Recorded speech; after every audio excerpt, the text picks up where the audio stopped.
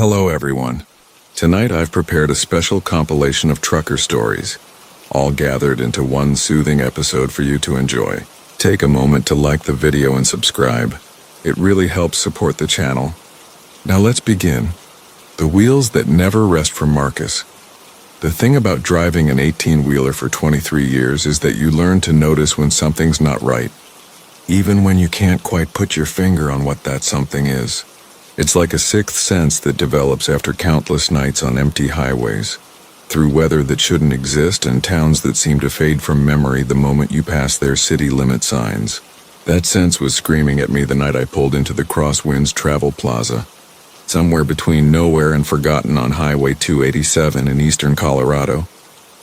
The rain had been coming down in sheets for the better part of 4 hours, turning the asphalt into a mirror that reflected the scattered neon signs and made the whole world look like it was melting. My Peterbilt's wipers were working overtime, creating that rhythmic squeaking sound that becomes almost hypnotic after a while. The GPS had been acting up for the last 50 miles, cutting in and out with static bursts that sounded almost like whispers. So when I saw the Travel Plaza's sign glowing through the downpour, I decided to call it a night rather than push through to Denver. The parking lot was mostly empty, which wasn't unusual for a Tuesday night in October. A few scattered semis sat in the shadows beyond the reach of the overhead lights, their running lights creating small constellations in the darkness. I guided my rig toward the back of the lot, where the pavement was newer and the spaces were wider. And that's when I first noticed the Kenworth. It was an older model, maybe from the late 90s, painted in that deep forest green that used to be popular before everyone started going with white or silver. The trailer was unmarked, no company logos or DOT numbers that I could make out through the rain. But what caught my attention wasn't the truck itself. It was the fact that its rear wheels were spinning. Not fast, just a slow, steady rotation like the driver had left it in gear and was giving it just enough throttle to keep moving. Except the truck wasn't moving. It sat perfectly still while its dual wheels turned in the wet asphalt, sending up tiny sprays of water that caught the light. I parked 3 spaces away and shut down my engine, listening to the diesel tick as it cooled. The rain drummed against my cab roof with that hollow metal sound that makes everything feel isolated and distant. I watched the Kenworth's wheels for a full minute, maybe 2, thinking the driver would notice and correct whatever mechanical issue was causing the problem.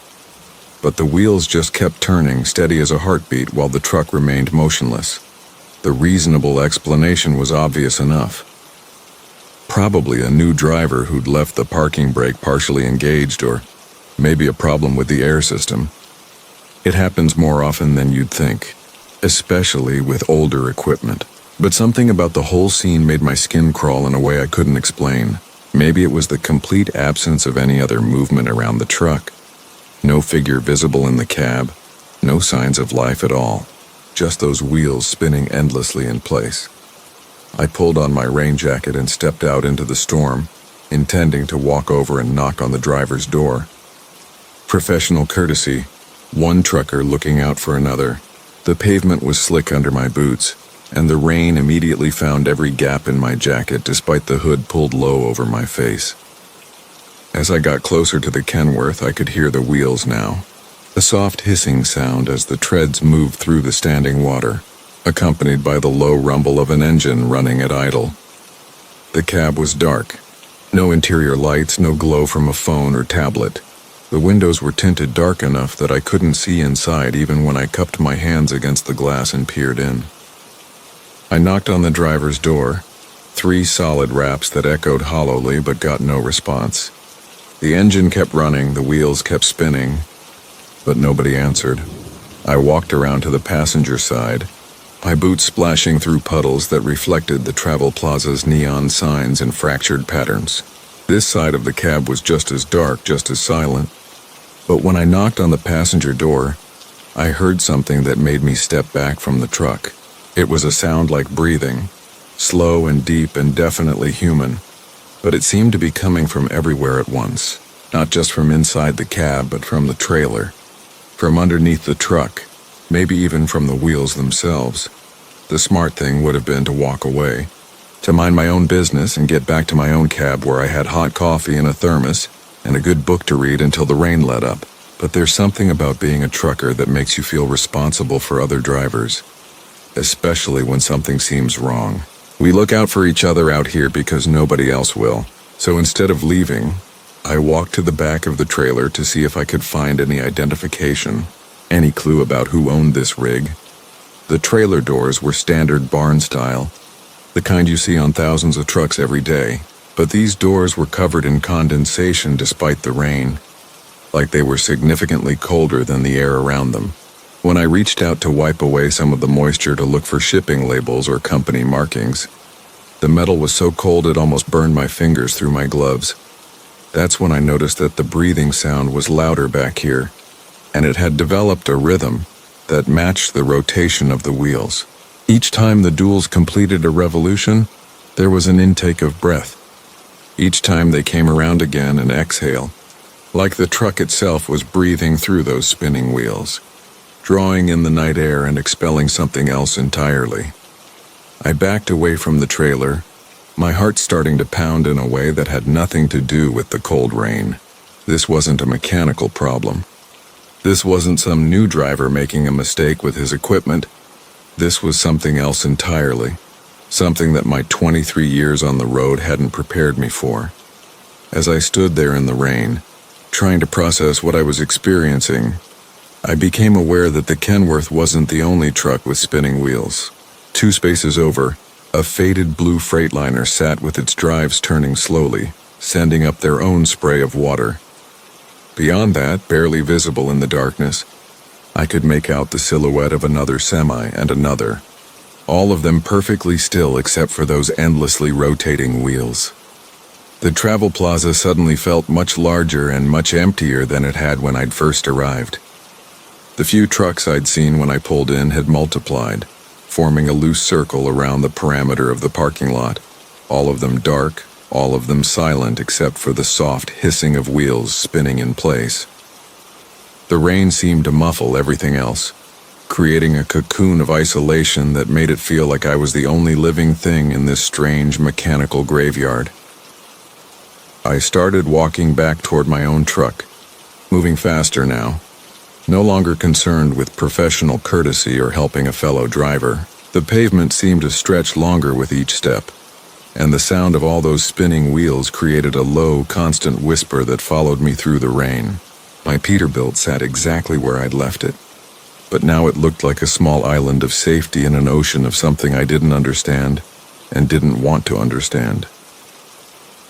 Just as I reached my driver's door, I heard something that made me freeze with my hand on the handle. It was the sound of air brakes releasing, that distinctive hiss that every trucker knows by heart. But it wasn't coming from just one truck. It was coming from all of them. A chorus of air brakes sighing in perfect unison, followed by the grinding of gears engaging.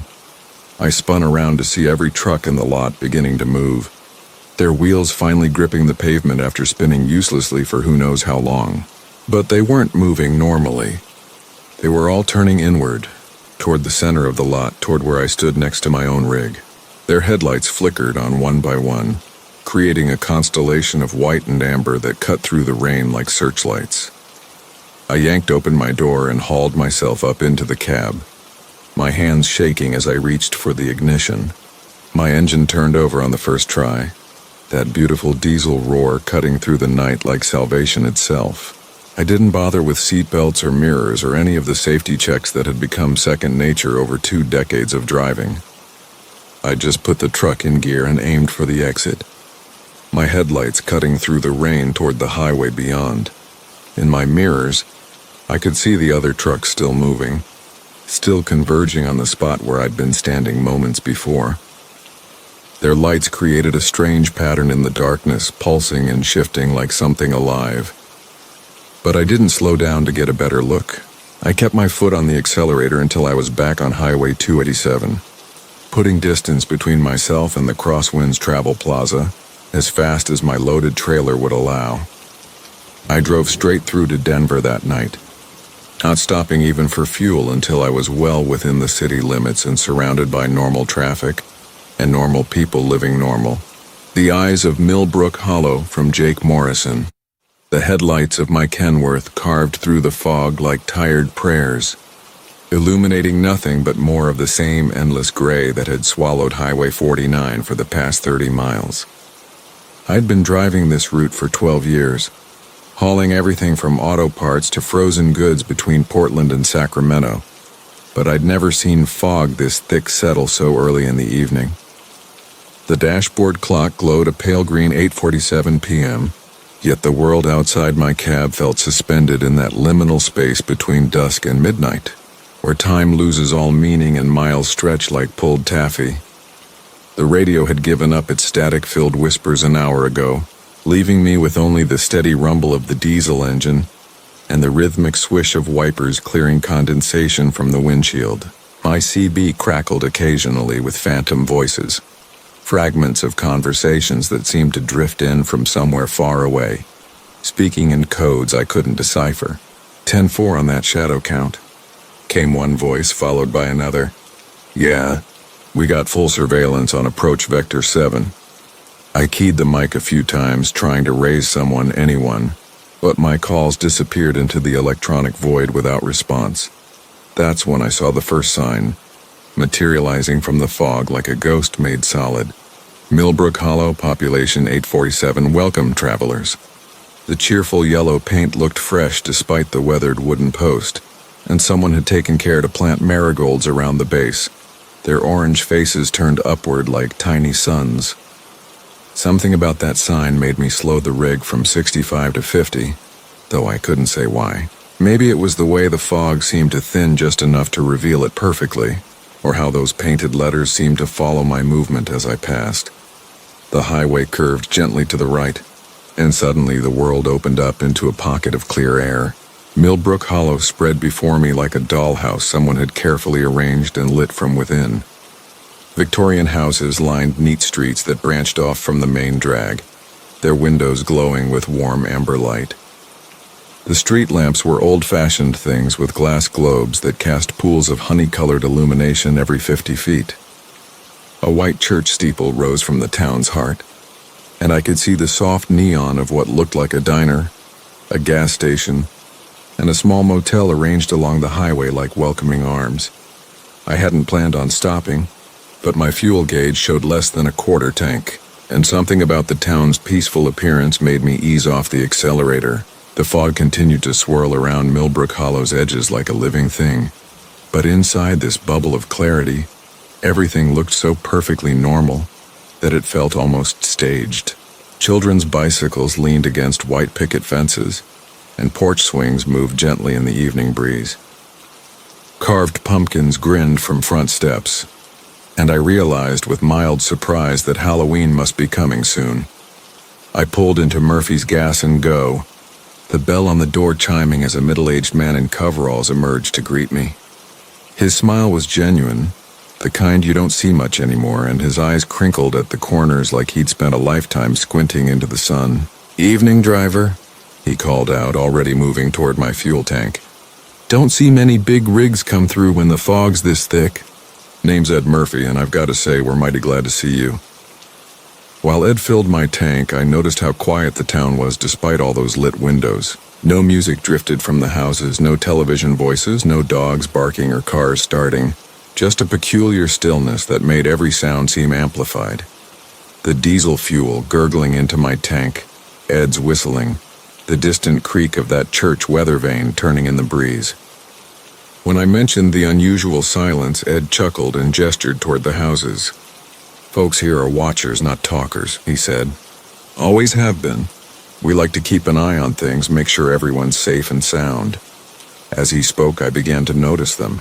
Faces in windows barely visible behind lace curtains and Venetian blinds. At first, I thought it was just curious locals checking out the truck driver, the way small towns do when something breaks their routine. But as my eyes adjusted to the interplay of streetlight and shadow, I realized there were far more faces than seemed possible. Every window that I could see contained at least one figure, sometimes two or three, all perfectly still, all apparently looking in my direction. "Popular spot for sightseeing," I commented, trying to keep my voice light as I pointed toward a blue Victorian, where 5 distinct silhouettes stood motionless behind an upstairs window. Ed followed my gaze and nodded approvingly. Oh yes, the Hendersons are excellent watchers. Been at their post every night for, must be 15 years now. Very dedicated family.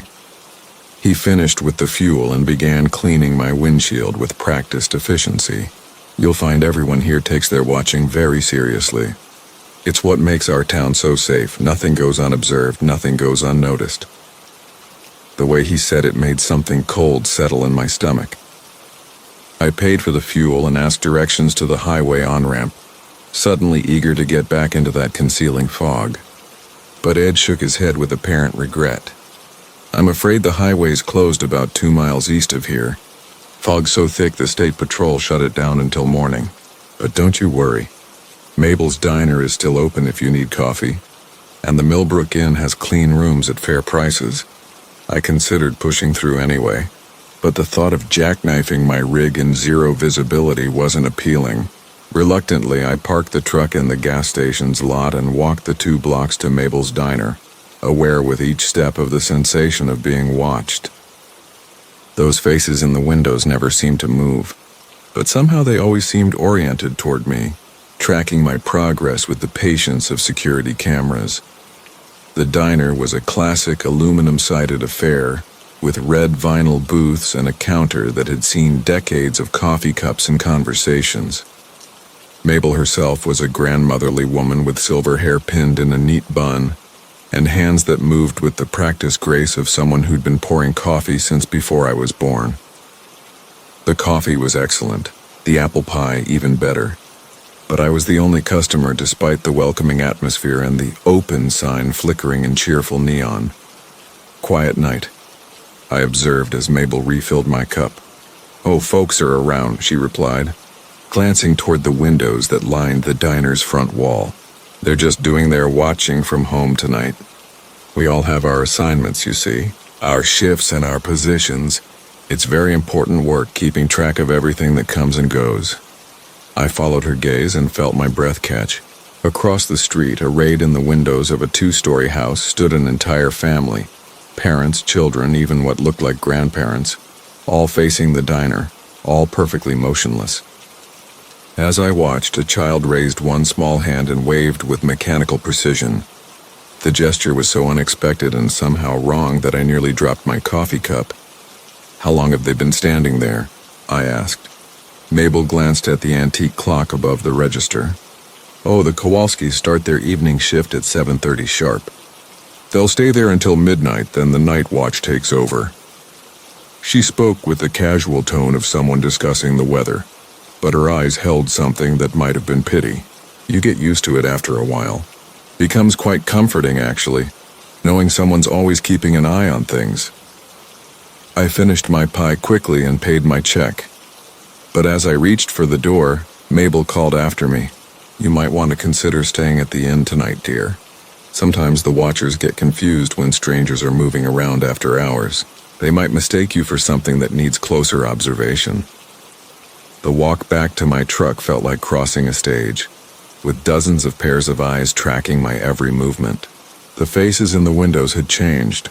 Some were different people entirely, while others had shifted positions but maintained that same eerie stillness. A teenager in one window stood with her nose almost touching the glass, her breath fogging the pane in steady intervals.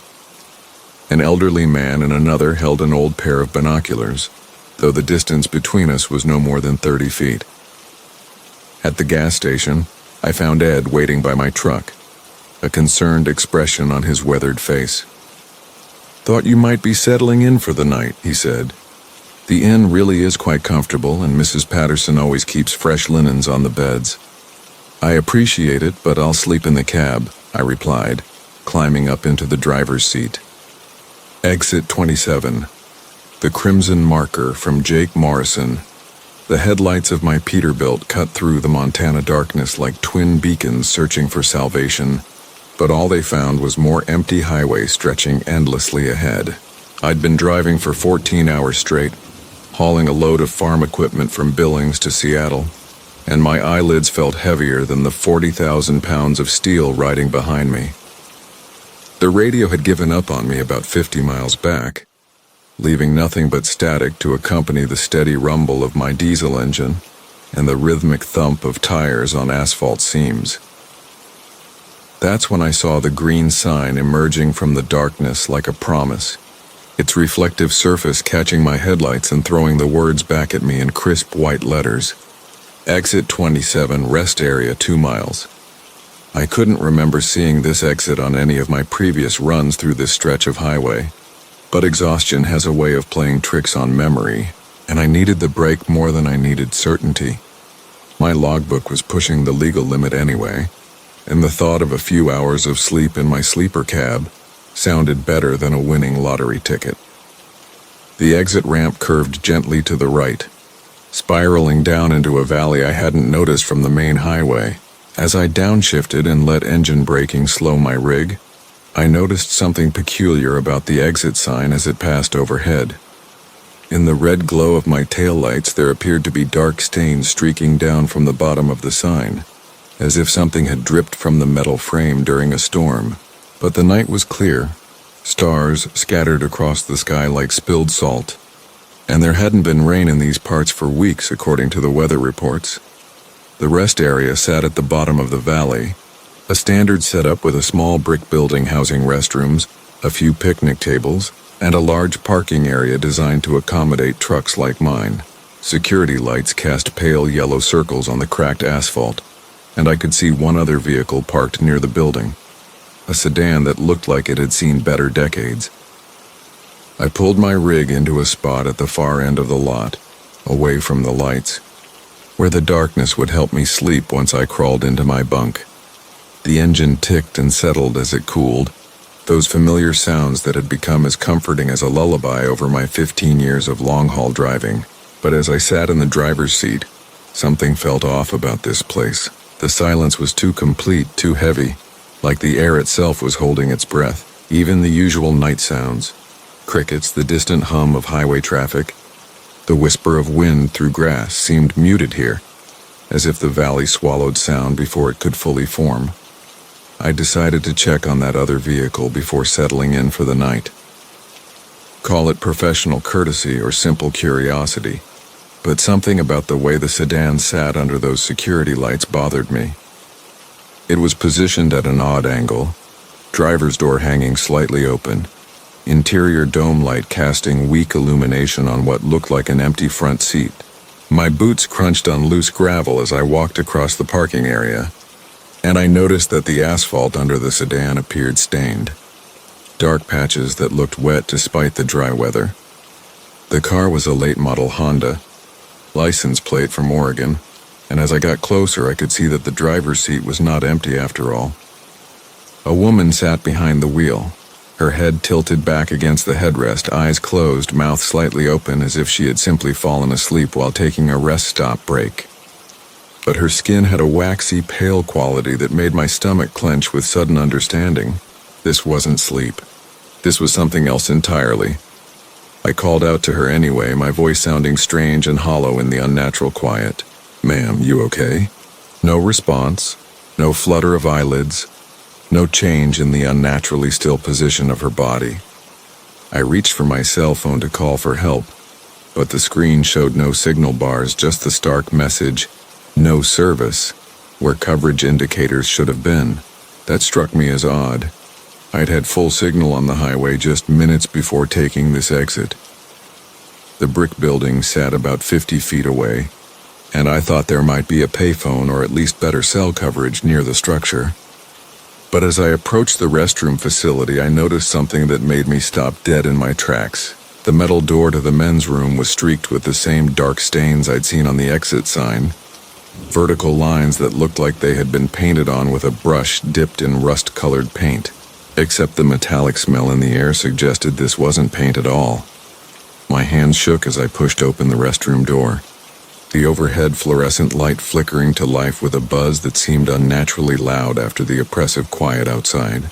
The single bulb cast harsh shadows across cracked tile walls, and I could see more of those dark stains here, splattered across the mirror above the sink. dripping down the walls in patterns that made no logical sense. The smell was stronger now, copper and iron mixing with industrial disinfectant to create something that made my throat close up with revulsion.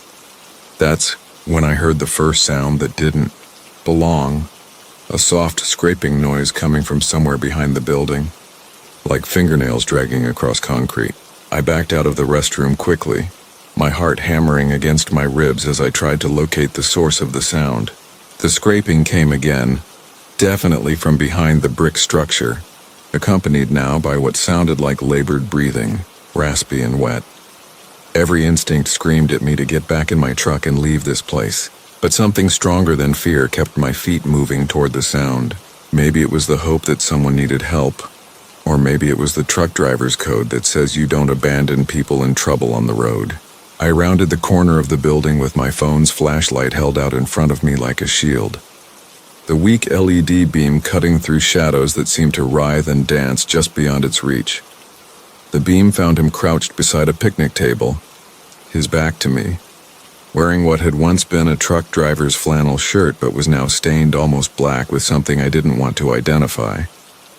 His head was down, and he appeared to be working at something with his hands, making small scratching motions against the concrete table surface. The labored breathing was coming from him, each exhale accompanied by a wet sound that raised goosebumps along my arms. "Hey," I called out, my voice barely above a whisper. "You need help?" He stopped his scratching motion but didn't turn around. The breathing continued, that awful raspy sound that spoke of damaged lungs or something worse. Very slowly, he began to turn his head toward me, and I caught a glimpse of something that made me stumble backward. Where his eyes should have been, there were only dark hollows, and his mouth was stretched into what might have been a smile if smiles were supposed to reveal that many teeth. I ran then, my boots slipping on loose gravel as I sprinted across the parking lot toward my truck. Behind me I could hear him following, but not with footsteps, with that same scraping sound as if he moved by dragging himself across the ground. My hands fumbled with the truck's door handle, adrenaline making my fingers clumsy and unreliable, while that scraping sound grew closer, and the wet breathing seemed to echo off the valley walls. The diesel engine turned over on the first try. Thank God, and I had the truck moving before the door was fully closed. In my mirrors, I could see the figure emerging from behind the building, but he wasn't moving the way a person should move. He flowed like liquid shadow, staying just at the edge of the security light's reach, and I swear I could see his reflection in my trailer's polished surface even when he should have been too far away to cast one. The exit ramp back to the highway seemed steeper than it had on the way down, my truck laboring in low gear as I climbed out of that cursed valley. I kept checking my mirrors, expecting to see headlights following me or that impossible figure somehow keeping pace with my climbing rig. But there was only darkness behind me. When I finally reached the main highway, I gunned the engine and put as many miles between myself and exit 27 as my logbook would legally allow. 3 days later, after delivering my load and filing a report with the state police, I tried to find that rest area again on my return trip. I drove the same stretch of Montana highway, counting exits and watching for landmarks, but exit 27 wasn't there. The highway went straight from exit 26 to exit 28, with nothing but empty rangeland in between. The state trooper I spoke with said they had no record of a rest area in that location, and the highway department insisted no such exit existed on their maps. The weeping voice from Marcus, the CB radio crackled to life at 11:47 p.m. as I rolled through the Ohio countryside, my Peterbilt's headlights cutting through the thick fog that had settled over Route 33 like a burial shroud. The dispatcher's voice came through with unusual clarity, though there was something trembling in her tone that made me adjust my grip on the steering wheel. She gave me coordinates for a pickup that wasn't on my manifest, explaining that another driver had called in sick, and they needed someone reliable to handle an urgent delivery. The way she said my name, drawing out each syllable like she was savoring it, sent an odd chill down my spine despite the cab's warmth. What struck me as peculiar was how she kept sniffling between transmissions, as if fighting back tears. Being a dispatcher was stressful work, sure, managing dozens of drivers across multiple states while dealing with tight deadlines and impatient customers. But this seemed different. There was a raw emotion in her voice that suggested something far more personal than professional frustration. When I asked if everything was all right, she simply repeated the coordinates and added that time was of the essence. The static that followed felt heavier than usual, pregnant with unspoken words. The fog grew thicker as I navigated toward the specified location, my engine's steady rumble mixing with the rhythmic whisper of my wipers clearing the condensation from my windshield. The amber glow of my running lights reflected off the moisture-laden air, creating an almost dreamlike cocoon around my truck. Mile markers became increasingly difficult to read, appearing suddenly in my headlight beams before vanishing back into the gray void. The radio remained silent now, which was unusual for this time of night when most dispatchers maintained regular check-ins with their drivers. I found the address approximately 20 minutes later, a small industrial complex that seemed oddly deserted for a place expecting a pickup. The building's few working lights created sickly yellow pools in the parking lot, while several fixtures flickered intermittently, casting dancing shadows that played tricks on my tired eyes. My air brakes hissed as I brought the big rig to a stop, the sound seeming unnaturally loud in the stillness. No other vehicles were visible, and most of the windows in the surrounding buildings were dark, giving the entire area an abandoned feeling that made my skin crawl. As I climbed down from the cab, the fog seemed to press against me like cold, damp fingers, carrying with it an odd smell that reminded me of old flowers and something metallic underneath. The dispatcher's voice came through my handheld radio again, asking for my status, but now the crying was unmistakable. She wasn't just sniffling anymore. I could hear genuine sobs breaking through her attempts at professionalism. When I asked again what was wrong, she simply whispered that she was sorry, so very sorry, and that she hoped I would understand someday. The building's front entrance was locked, but a side door stood slightly ajar, creaking softly in the barely perceptible breeze. Orange light spilled through the gap, warm and inviting compared to the cold fog surrounding me. I called out as I approached, announcing my presence and asking if anyone needed assistance with loading. My voice seemed to be absorbed by the thick air, traveling only a few feet before becoming muffled and distant. The dispatcher's sobbing continued through the radio, growing more intense with each step I took toward that partially open door. Inside, the building appeared to be some kind of warehouse or storage facility, with tall metal shelving units creating narrow aisles that disappeared into shadow. The lighting was sporadic and dim, creating a maze of bright patches connected by corridors of deeper darkness. Cardboard boxes and plastic-wrapped pallets sat scattered throughout the space, though many appeared to have been there for quite some time, gathering dust and showing signs of water damage from what might have been a roof leak. The air inside was stale and heavy, carrying that same floral metallic scent I had noticed outside, only stronger now. What disturbed me most was the complete absence of any workers or supervisors. In 30 years of driving, I had never encountered a pickup location where absolutely no one was present to handle the loading process. Standard protocol dictated that someone should be there to verify the shipment, provide the necessary paperwork, and ensure proper handling of whatever goods were being transported. The dispatcher continued crying through the radio, her sobs now accompanied by whispered apologies that chilled me more than the fog outside ever could. I ventured deeper into the warehouse, following what appeared to be a path between the shelving units, my footsteps echoing strangely in the cavernous space. Overhead, fluorescent lights buzzed and flickered intermittently, creating a strobing effect that made the shadows dance and shift around me.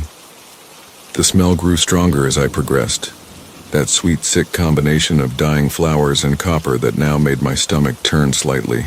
My radio crackled again, the dispatcher's voice barely intelligible through her tears as she repeated my name over and over, like a prayer or a lament. Near the back of the building, I discovered what appeared to be the source of that peculiar odor. Dozens of floral arrangements in various stages of decay, Their once bright colors now faded to browns and sickly yellows. They were arranged almost ceremonially around what looked like a makeshift memorial, complete with photographs and handwritten notes that were too far away for me to read clearly.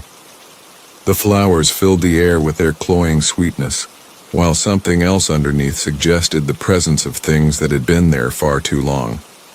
The photographs in the memorial seemed to show the same person in different settings and at different ages. A man with kind eyes and a warm smile who bore an unsettling resemblance to my own reflection. As I moved closer, trying to make sense of what I was seeing, the dispatcher's crying reached a crescendo through the radio, her words becoming a stream of apologies mixed with expressions of love and loss that made my hands tremble.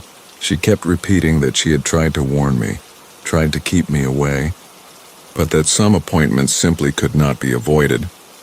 It was then that I noticed the dates on some of the memorial items, dates that corresponded exactly with nights when I had taken similar mysterious pickup calls over the past several months.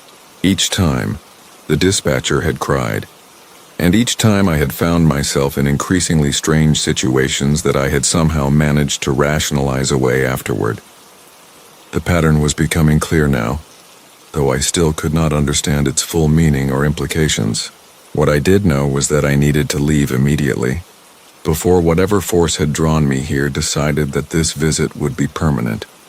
The dispatcher's voice followed me as I hurried back through the warehouse, her sobs echoing through the handheld radio that I could not seem to turn off, no matter how many buttons I pressed. She kept apologizing, explaining through her tears that she loved me too much to let me go, that she had been trying so hard to bring me home safely. Her words suggested a relationship and history that I could not remember, though something deep in my chest responded to the pain in her voice with an ache I could not explain. By the time I reached my truck, the fog had grown so thick that I could barely see beyond my headlights, and the radio chatter had taken on an almost desperate quality. The dispatcher was pleading now, begging me not to leave, promising that things would be different this time, that we could finally be together without any more pain or separation. I fired up the Peterbilt's engine and pulled out of that parking lot as quickly as safety would allow, my heart pounding in rhythm with the diesel's rumble beneath me. The strange thing was that as I drove away, putting distance between myself and that memorial-filled warehouse, I began to forget the details of what I had seen there. The photographs became fuzzy in my memory. The flowers lost their sick, sweet smell, and even the dispatcher's crying seemed to fade into the background static of normal radio chatter. By the time I reached the interstate, the entire incident felt dreamlike and distant, though something indefinable had changed in the way the night felt around me. Now, months later, I still receive those late-night calls from dispatchers who cry when I arrive at the coordinates they provide. Each time I find myself in places that feel significant yet mysterious, surrounded by memorials and flowers that smell of endings I cannot quite remember. And each time, a woman's voice follows me through the radio waves, sobbing apologies for a love that transcends whatever boundaries separate the living from those who wait patiently in the spaces between destinations, forever calling us home through the static-filled darkness of highways that stretch into forever. The mirror that sees back from Marcus. The thing about driving long haul is that you start to notice patterns in the strangest places. And after 15 years of pulling freight across the Continental Divide, I thought I'd seen everything the highway had to offer. The endless stretch of I-80 through Nebraska had become as familiar to me as my own reflection, which is probably why I noticed immediately when something changed in my passenger side mirror that October night. I'd picked up the replacement mirror at a truck stop outside Omaha earlier that day. My original had been shattered by a rock kicked up from a construction zone, leaving me with a spider web of cracks that made lane changes feel like Russian roulette. The new one was an odd piece, older than what you'd typically find in a parts shop, with a heavy chrome frame that seemed to belong to a truck from decades past. The clerk, a thin man with yellowed fingers and eyes that never quite met mine, had sold it to me for $20 cash, mumbling something about how it had been sitting in his back room for years. The mirror mounted easily enough, though I noticed it sat at a slightly different angle than standard mirrors, requiring me to adjust my seating position to get the proper view. As I merged back onto the interstate, the autumn sun was already bleeding orange across the horizon, and the familiar rhythm of my Kenworth's diesel engine settled into its steady heartbeat beneath me. The radio crackled with distant voices of other drivers checking in with their locations, creating that comforting sense of community that exists only in the vast loneliness of long-distance trucking. It wasn't until full darkness settled over the plains that I first noticed something peculiar about the new mirror. We'd hit one of those stretches where civilization disappears entirely, where the only lights are the occasional farmhouse glowing like a distant star, and the red taillights of whatever brave souls are sharing the highway with you. I was checking my mirrors in that automatic way drivers do, when I realized the reflection in the passenger side showed headlights that seemed closer than they should be. I glanced at my driver's side mirror, then at the rear view, confirming what I thought I'd seen. There was indeed a vehicle behind me, but it was maintaining a respectful distance, maybe 200 yards back. Yet in the passenger mirror, those same headlights appeared to be practically riding my bumper, close enough that I should have been able to make out the details of the grille in the reflected light. I reached up and adjusted the mirror slightly, thinking perhaps the mounting angle was creating some kind of optical distortion. The adjustment seemed to help, and I settled back into the hypnotic rhythm of night driving.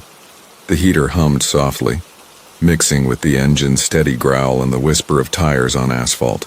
Outside, the Nebraska landscape rolled past in shadowy waves, punctuated by the occasional grain elevator reaching up toward the star-scattered sky like some prairie cathedral. My CB radio murmured with the late-night chatter of insomniacs and night owls, truckers sharing weather reports and road conditions in that coded language we'd all learned to speak. Around midnight, as I was passing through a particularly desolate stretch between Grand Island and North Platte, I noticed the headlights in the passenger mirror again. This time they weren't just too close, they were wrong somehow.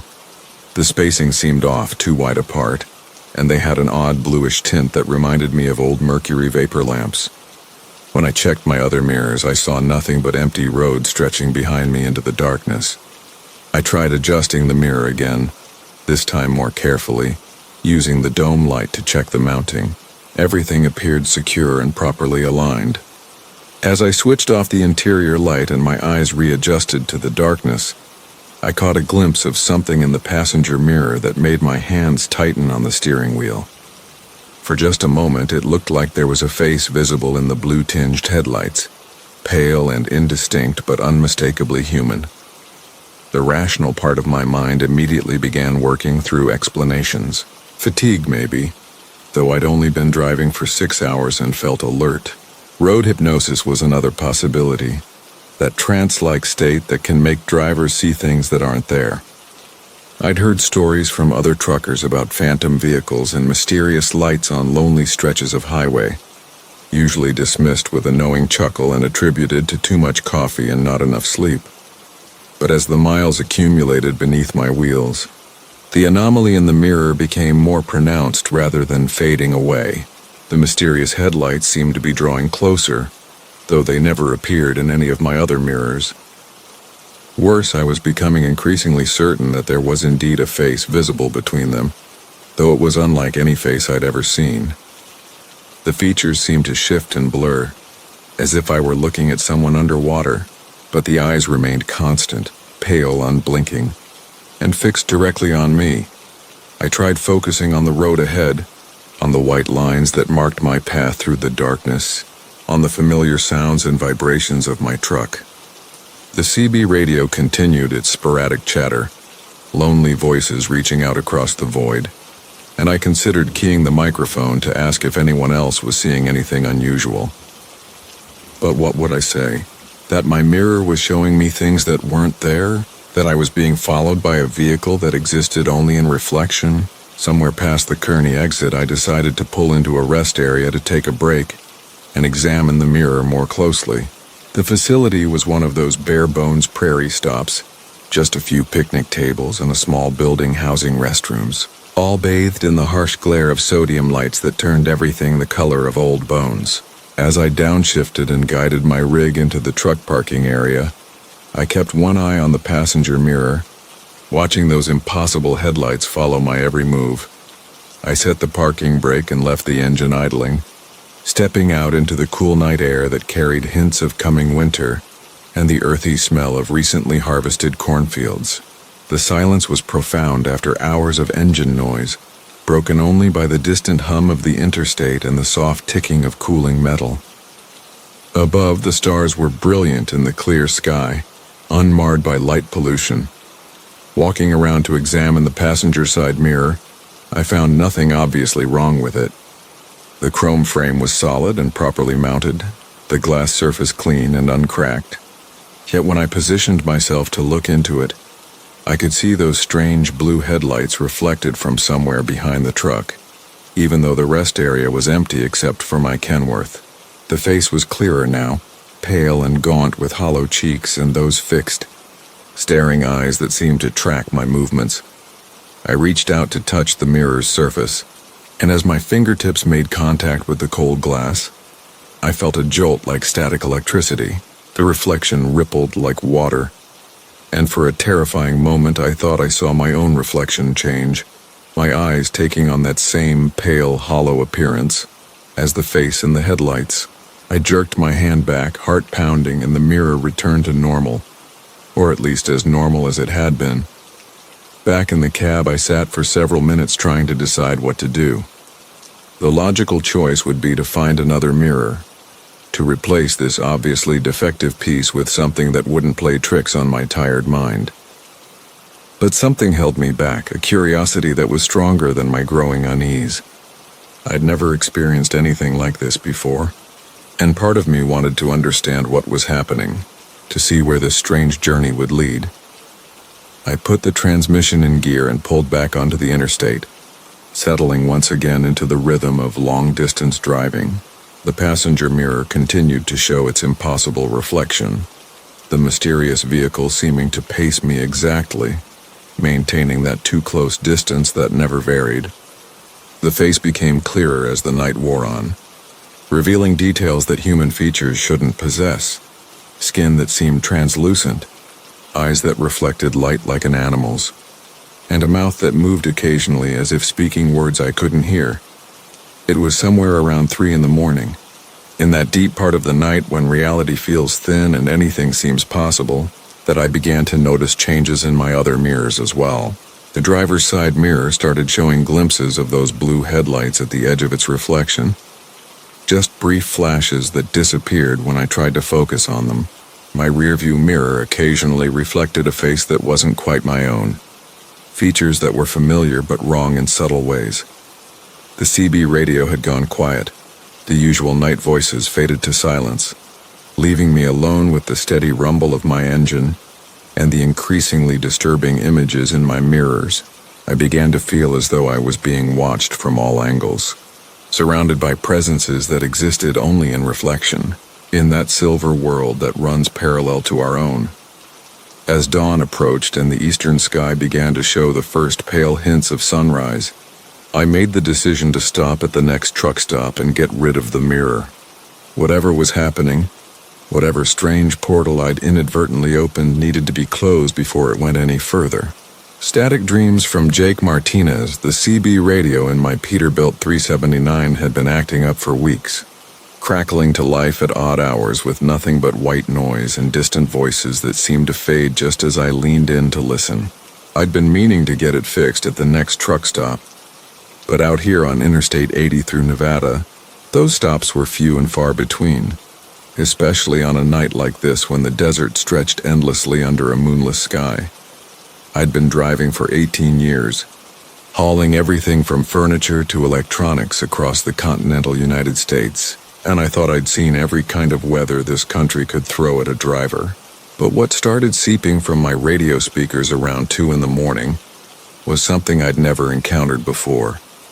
At first I assumed it was some kind of malfunction, maybe moisture getting into the electronics. because a thin wisp of what looked like steam began curling out from the speaker grill. The highway ahead was empty except for the occasional pair of taillights in the distance, red dots that would disappear around curves or over hills before I could catch up. My cargo was a load of computer components bound for Sacramento, nothing urgent, which meant I could afford to pull over if the radio situation got worse. But the fog, if that's what it was, seemed harmless enough. Just a gentle mist that caught the green glow of my dashboard lights and created these beautiful, almost hypnotic patterns in the air. The strange thing was how it moved. Instead of dissipating like normal vapor, it seemed to flow with purpose, forming delicate spirals that reminded me of cream being stirred into coffee. I found myself stealing glances at it between checking my mirrors and scanning the road ahead, mesmerized by the way it danced in the confined space of my cab. The radio itself had gone completely silent, not even the usual static, which should have bothered me more than it did.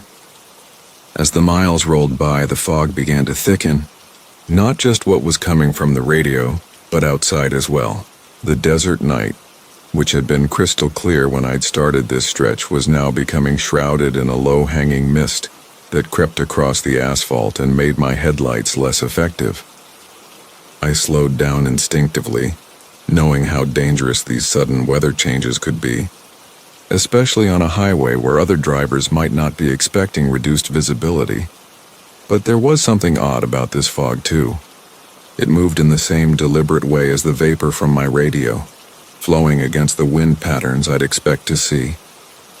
Instead of being blown by the desert breeze, it seemed to be moving toward something, or perhaps away from something, with an intelligence that made the hair on my arms stand up beneath my flannel sleeves. The radio fog had filled the upper portion of my cab by now, creating a soft canopy above my head that pulsed gently with each vibration of the diesel engine. When I reached up to adjust my rearview mirror, my hand passed through the mist and I felt the strangest sensation, like touching cool silk that carried the faintest electrical charge. More surprising still, when I pulled my hand back, I could swear I saw shapes forming in the fog where my fingers had disturbed it. Geometric patterns that held their form for several seconds before slowly dissolving. I tried turning off the radio completely, but the fog continued to flow from the speakers even with the power switched off. In fact, it seemed to be coming more steadily now, and I began to worry about breathing it in. But when I cracked the window to get some fresh air, the outside air carried that same silky texture, that same subtle electrical feeling that made my skin tingle and my thoughts feel slightly disconnected, as if they were floating just above my head in that expanding cloud.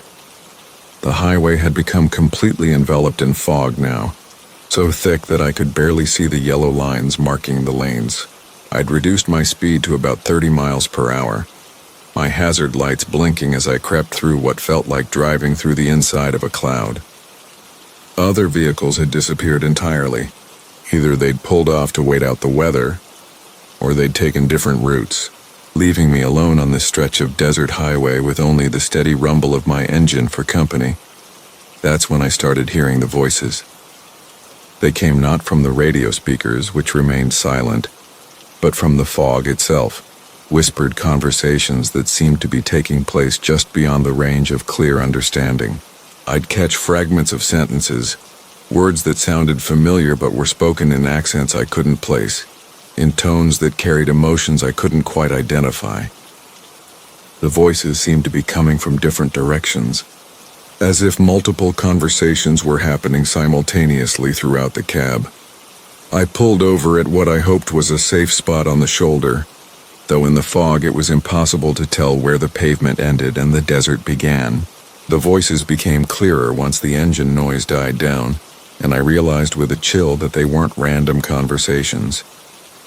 They were talking about me, not by name but describing my truck, my route, my cargo, details that no one except my dispatcher should have known. One voice, a woman's, mentioned the exit I'd taken in Reno 6 hours earlier. Another, belonging to what sounded like an older man, described the truck stop where I'd grabbed dinner, even mentioning the specific pump where I'd filled up. A third voice, younger and harder to distinguish, listed the contents of my trailer with an accuracy that made my mouth go dry. These weren't CB radio transmissions or crossed wireless signals. These voices knew things they shouldn't know. I tried starting the truck to get back on the road, but the engine turned over weakly, as if the fog was somehow dampening its power. The dashboard lights flickered, and the fog from the radio speakers began flowing more rapidly, so thick now that it obscured my view of the windshield completely. I was essentially trapped in a cocoon of this strange mist, cut off from the outside world, listening to voices discuss my life and my journey as if I wasn't there to hear them. The most unsettling part was how the voices seemed to be planning something.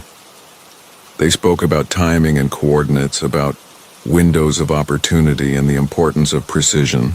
They mentioned other drivers, other trucks, other nights when the fog had come from radios and CB sets across the interstate system.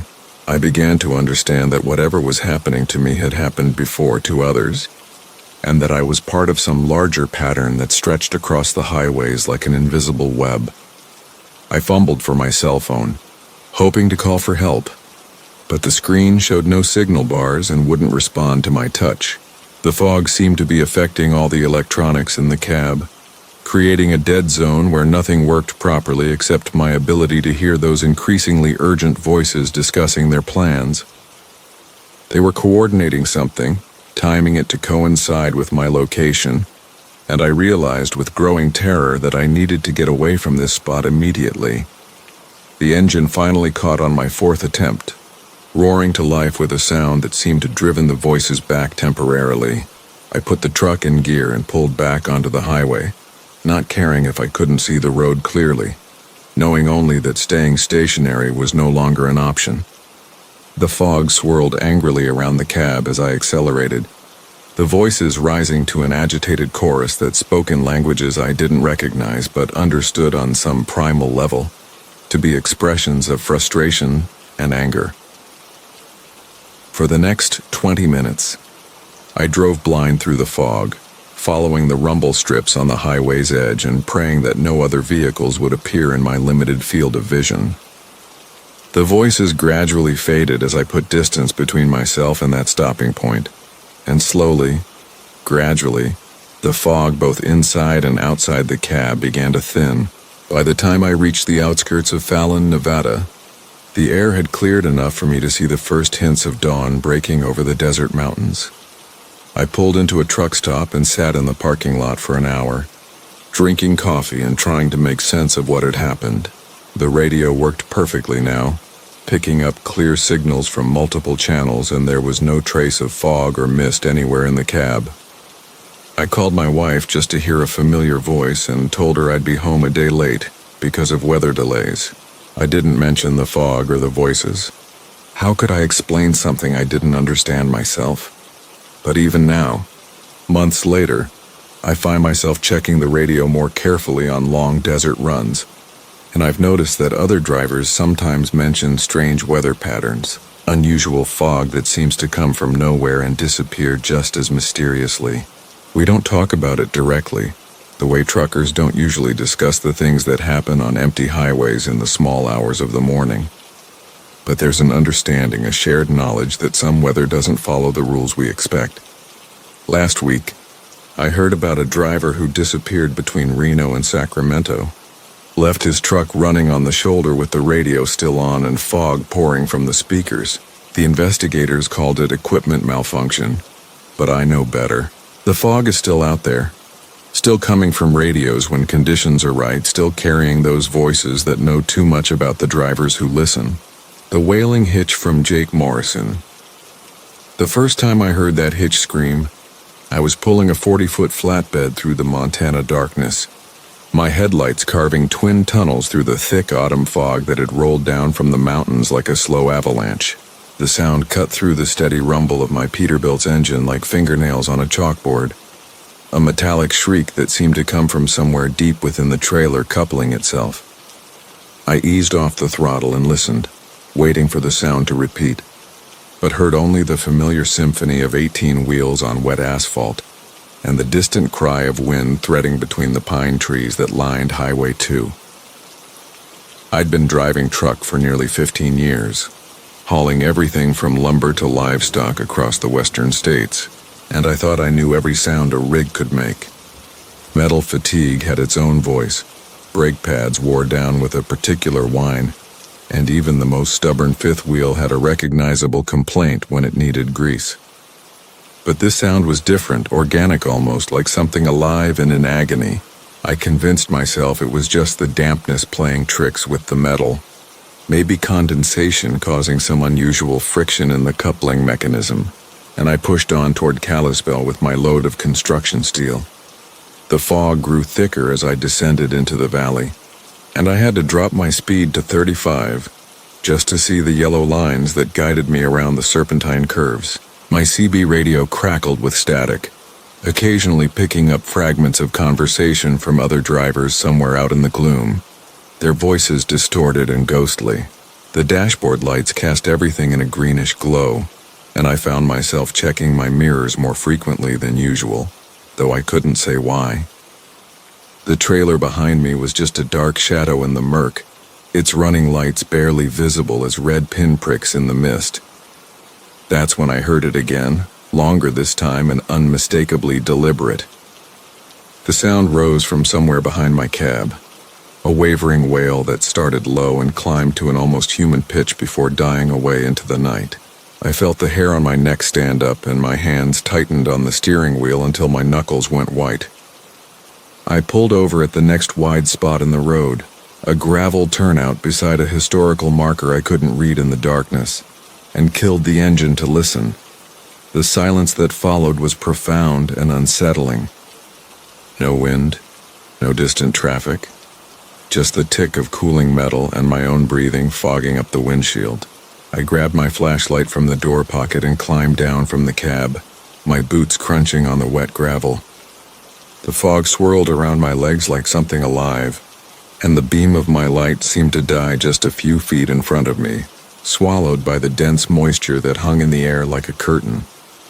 I walked back toward the trailer, playing the light over the coupling, checking the fifth wheel pin and the airlines, looking for anything that might explain the sound.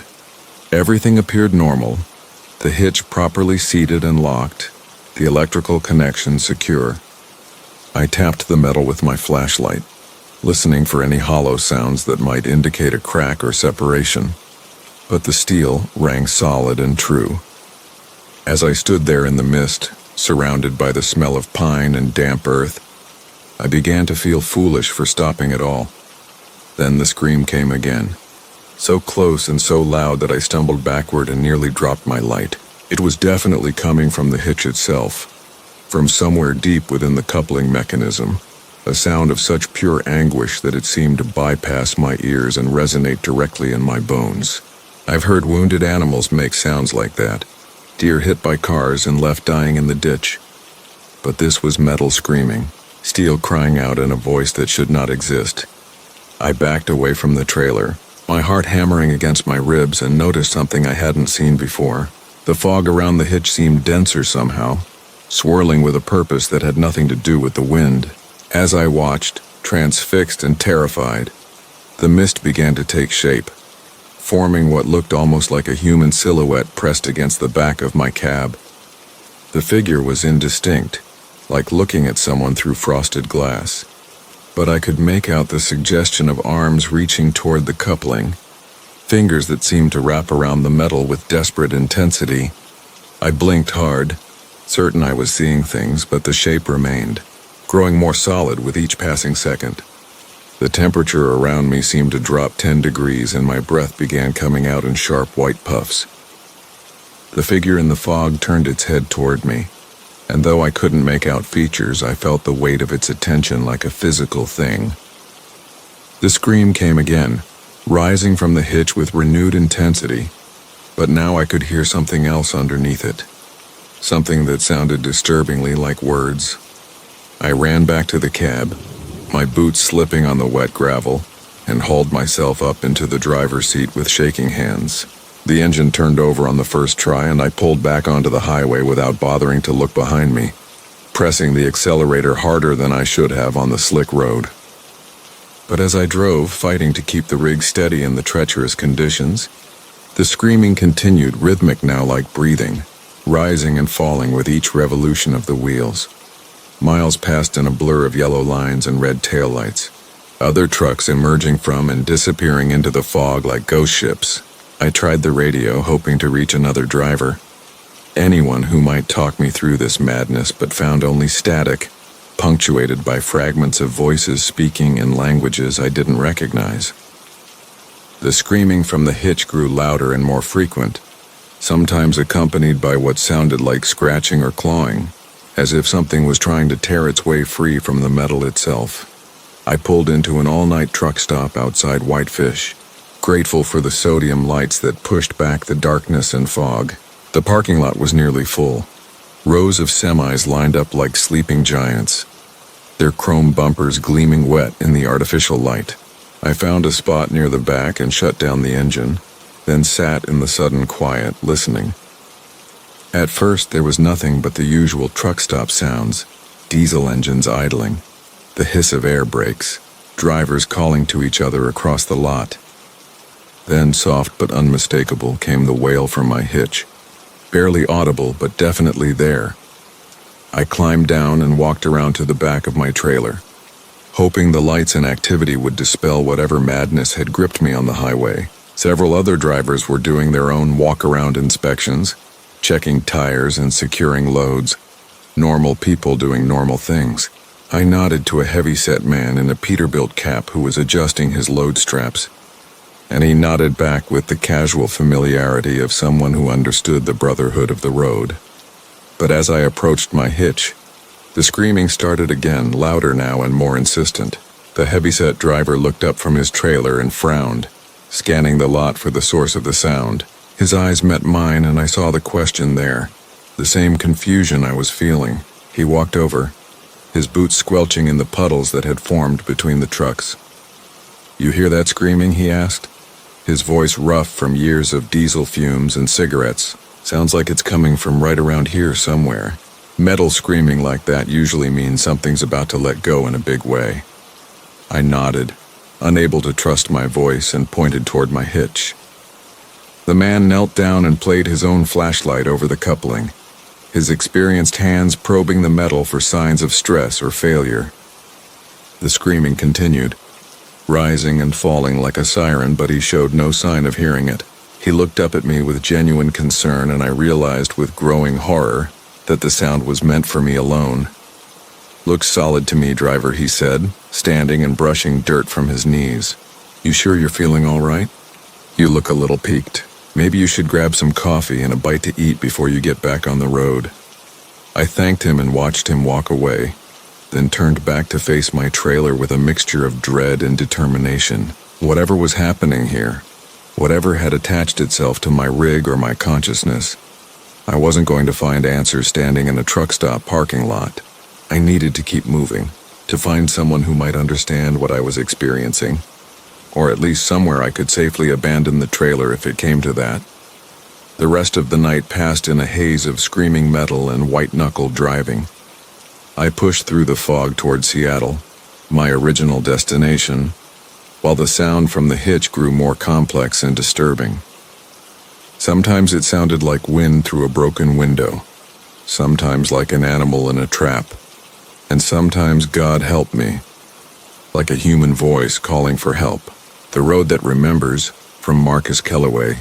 The GPS called it State Route 77, but the locals in that last truck stop had a different name for it. They called it the Bone Road, though none of them would explain why when I pressed for details. Just shook their heads and went back to their coffee, leaving me with nothing but the hum of fluorescent lights and a growing unease that settled in my chest like cold winter air. I should have listened to them, should have taken the longer route through the interstate, even if it meant burning an extra day's fuel and missing my delivery deadline. But 23 years of driving these highways had taught me that truckers love their ghost stories, and I'd always prided myself on being practical. Marcus Kellaway didn't believe in things that went bump in the night. Marcus Kellaway believed in schedules, fuel efficiency, and getting the job done. The rain had started just as I pulled out of the truck stop, a gentle pattering against the windshield of my Peterbilt that quickly grew into a steady downpour. The rhythmic sweep of the wipers created a hypnotic cadence as I guided 36 tons of steel and cargo onto Route 77. The headlights carved through the darkness ahead, illuminating a narrow 2-lane road that stretched into the Colorado wilderness like a black ribbon. At first, everything seemed normal. The usual collection of reflector posts marked the shoulders, and occasional mile markers flickered past in the amber glow of my running lights. The radio crackled with distant conversations between other drivers, their voices a comforting reminder that I wasn't alone out here in the vast emptiness. My CB handle Bear Claw had earned responses and friendly chatter for the past hour, but as I drove deeper into the mountains, even those familiar voices began to fade into static. The first thing I noticed was the road surface itself. What had started as typical asphalt began to change, becoming smoother, almost polished. The usual bumps and imperfections that plague mountain highways seemed to disappear, replaced by something that felt different under my tires. The ride became unnaturally quiet, as if the road itself was absorbing the sound of my 18 wheels rather than reflecting it back. I attributed it to good maintenance at first. Some counties took better care of their highways than others, and maybe this stretch had received recent attention from the road crews. But as the miles rolled by, the smoothness became unsettling in its perfection. No road was this smooth, especially not a mountain route that should have been cracked and weathered by decades of freeze-thaw cycles. The engine of my Peterbilt hummed with its familiar deep rumble, but even that sound seemed muffled now, as if the very air around me had grown thick and heavy. The rain continued its steady percussion against the cab, but something about the sound had changed. Instead of the chaotic patter of water on metal, it fell in an almost rhythmic pattern, like fingers tapping against glass in some ancient code I couldn't decipher. Mile marker after mile marker slipped past, but I began to notice something strange about their sequence. The numbers weren't increasing the way they should. I'd passed marker 23 nearly 10 minutes ago, but the next one I saw was 22, then 21. For a moment, I wondered if I'd somehow gotten turned around, but my compass still pointed in the right direction, and the GPS confirmed I was traveling north on Route 77. The headlights illuminated the road ahead in their steady amber cones, but something was different about what they revealed. The surface beneath me had taken on an odd coloration, a pale yellow-white that seemed to glow faintly in the artificial light.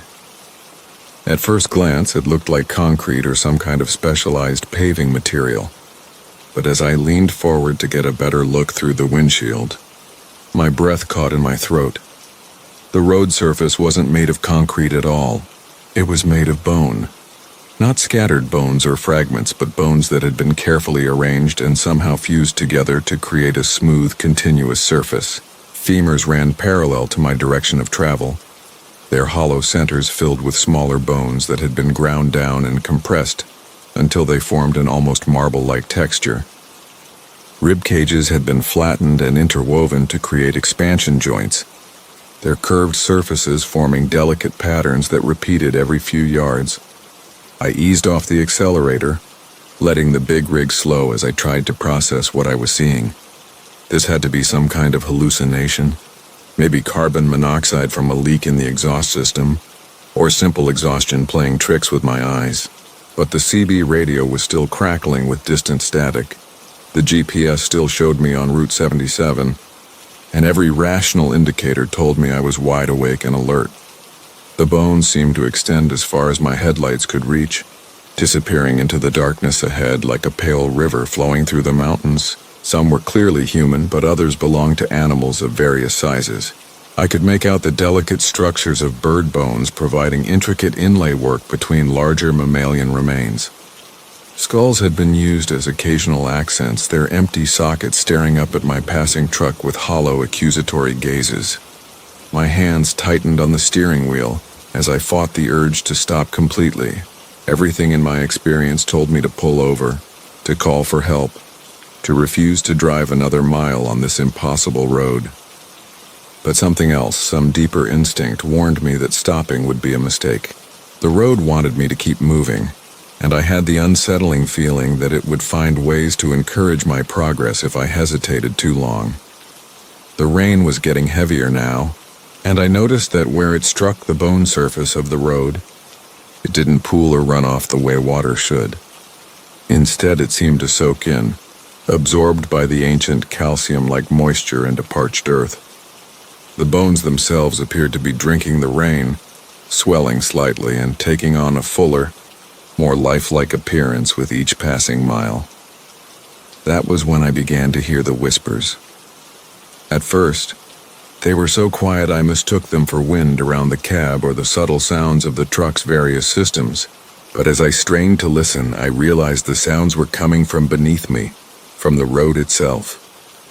Voices, dozens or maybe hundreds of them, murmuring words I couldn't quite understand in languages that might have predated human speech. The whispers seemed to follow the rhythm of my tires on the bone surface, rising and falling with the steady rotation of my 18 wheels. Sometimes I could almost make out individual words, fragments of sentences that might have been pleas or warnings or invitations. The voices belonged to everyone, men, women, children, the elderly. A chorus of the dead speaking from their final resting place beneath my truck. I reached for the CB radio, desperate to make contact with another human voice, but when I keyed the microphone, the only sound that emerged was a hollow clicking noise like teeth chattering in an empty skull. The display still showed the correct frequency, but whatever force governed this impossible road had claimed my radio as well. The mile markers had stopped making any pretense of normal sequence. Now they bore symbols instead of numbers, carved into posts that looked suspiciously like massive femur bones planted upright in the ground. The symbols were old, far older than any human writing I recognized, but something about them felt familiar in a way that made my skin crawl. As I drove deeper into this nightmare, I began to see lights in the darkness on either side of the road. Not electric lights, but something that glowed with the cold phosphorescence of decay. They flickered and danced between the trees, casting shadows that moved independently of any visible source. Sometimes the lights would approach the road, hovering just at the edge of my peripheral vision before retreating back into the forest when I tried to look at them directly. The engine temperature gauge began to climb, though the night air was cold enough to fog my breath. The various warning lights on the dashboard started flickering in random patterns, as if the truck's electrical systems were being interfered with by some outside force. The fuel gauge needle swung wildly between full and empty, and the odometer began spinning backward, erasing miles I was certain I had traveled. Through it all, the road remained perfectly smooth, carrying me forward with an ease that was more terrifying than any mechanical breakdown. This highway of bone wanted me to reach my destination, whatever that might be, and it was doing everything in its considerable power to ensure I arrived. The whispers were getting louder now, and I could finally make out some of the words. They spoke of journeys that never ended, of travelers who had been welcomed into the road's embrace, of the peace that came with finally stopping the endless drive from place to place.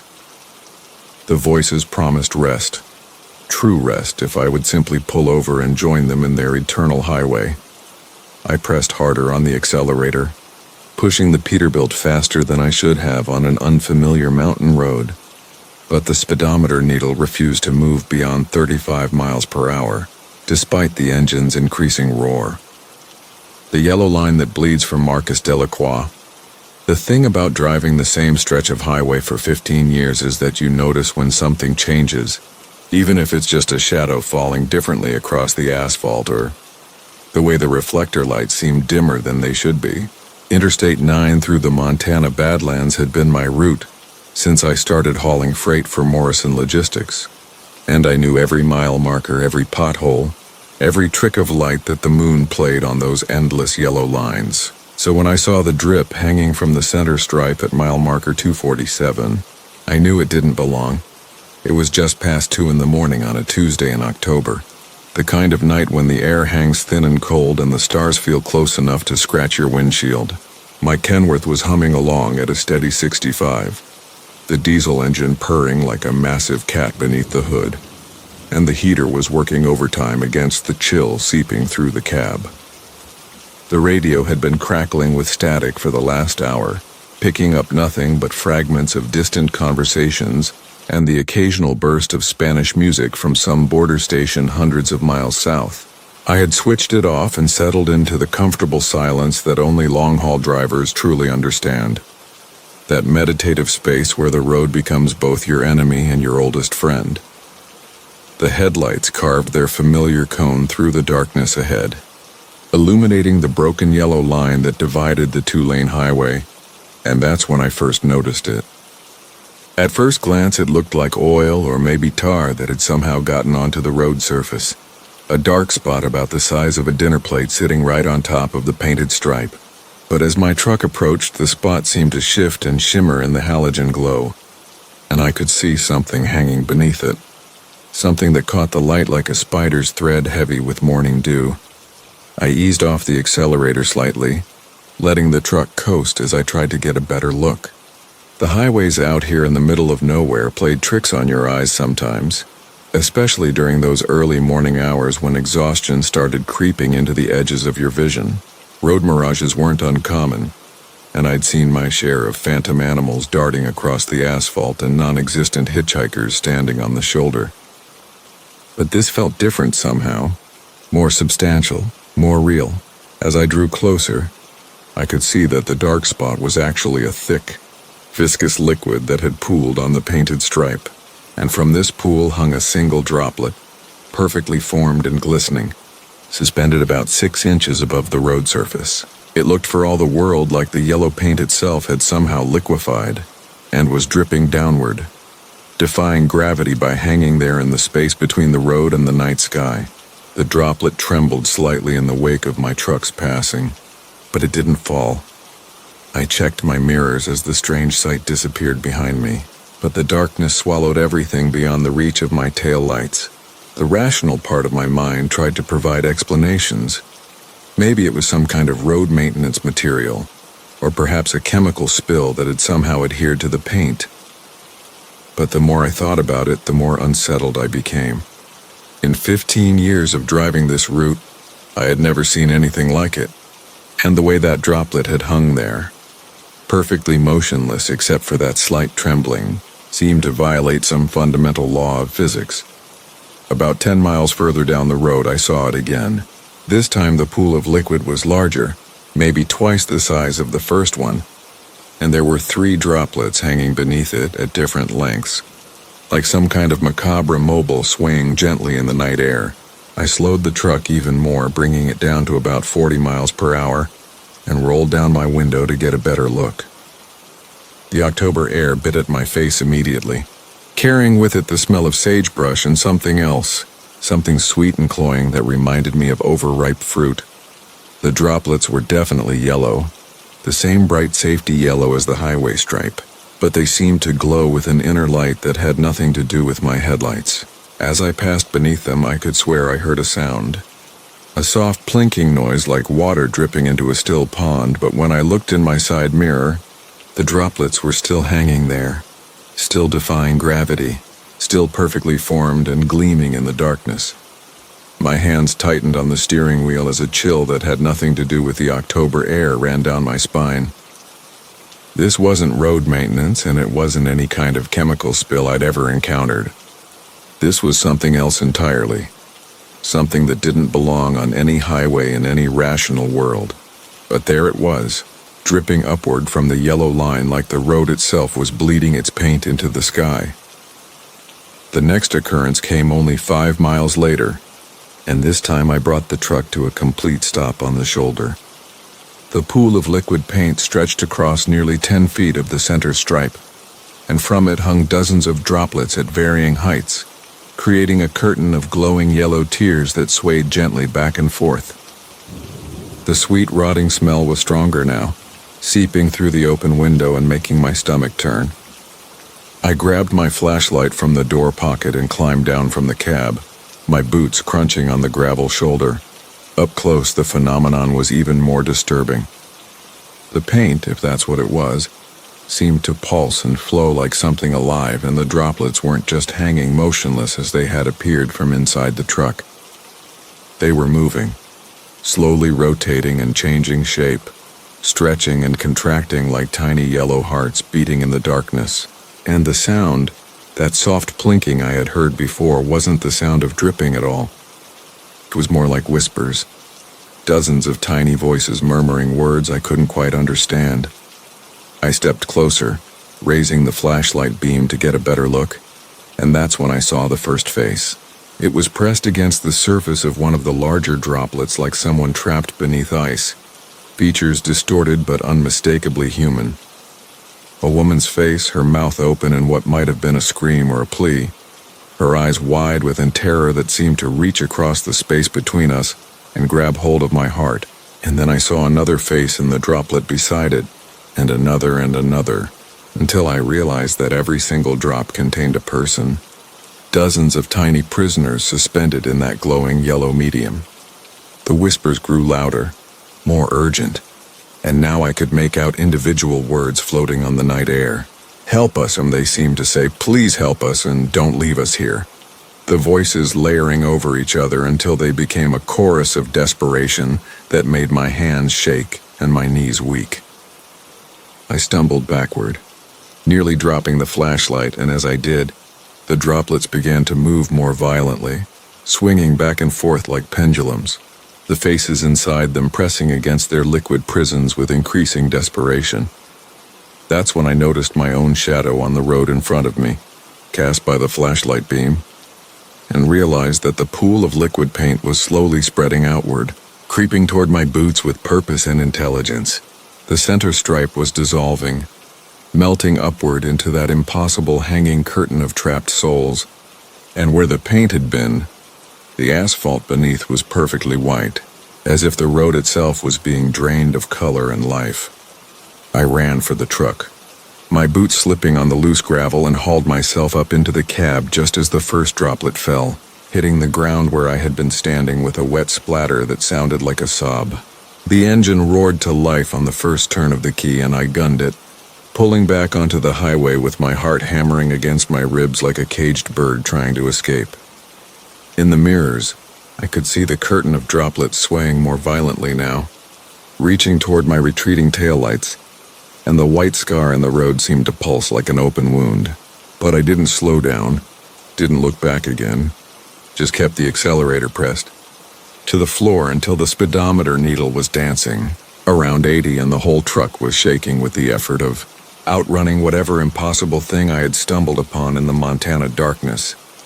Drove straight through to Billings without stopping, even though my logbook said I should have taken my mandatory rest break hours ago.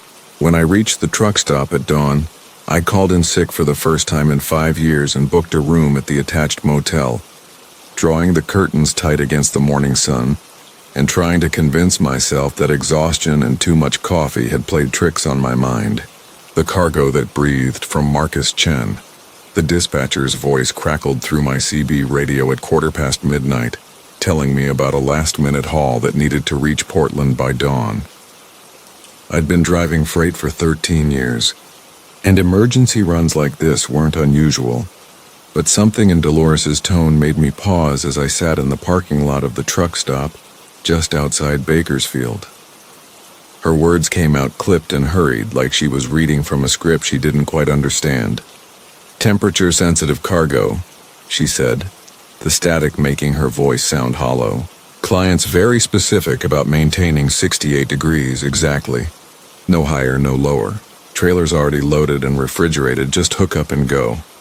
I found myself staring at the assignment sheet she'd faxed over, the paper still warm from the machine. The client was listed as Meridian Biologics, an address I didn't recognize, and the cargo description was frustratingly vague. "Organic research materials.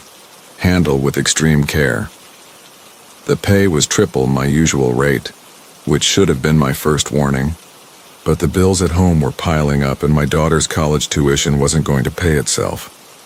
The trailer sat alone under a flickering sodium light at the far end of the lot, its white refrigeration unit humming with mechanical persistence. As I backed my Peterbilt up to connect, I noticed how new everything looked, from the pristine trailer walls to the digital temperature display that glowed an unsettling green in the darkness. The coupling process went smoothly, almost too smoothly, and within minutes I was pulling onto Highway 99 with my mysterious cargo in tow. The first hour passed without incident, just the familiar rhythm of 18 wheels on asphalt and the steady drone of the refrigeration unit behind me. I kept the radio tuned to an overnight talk show, letting the host's nasally voice fill the cab as he discussed conspiracy theories with callers who sounded like they hadn't slept in days. Outside my windshield, the Central Valley stretched endlessly, dotted with the occasional farmhouse light or gas station sign. It was somewhere near Fresno that I first noticed the temperature gauge flickering. Just a brief flutter from 68 to 69 degrees before settling back down. I tapped the display with my finger, thinking it might be a loose connection, but the numbers remained steady.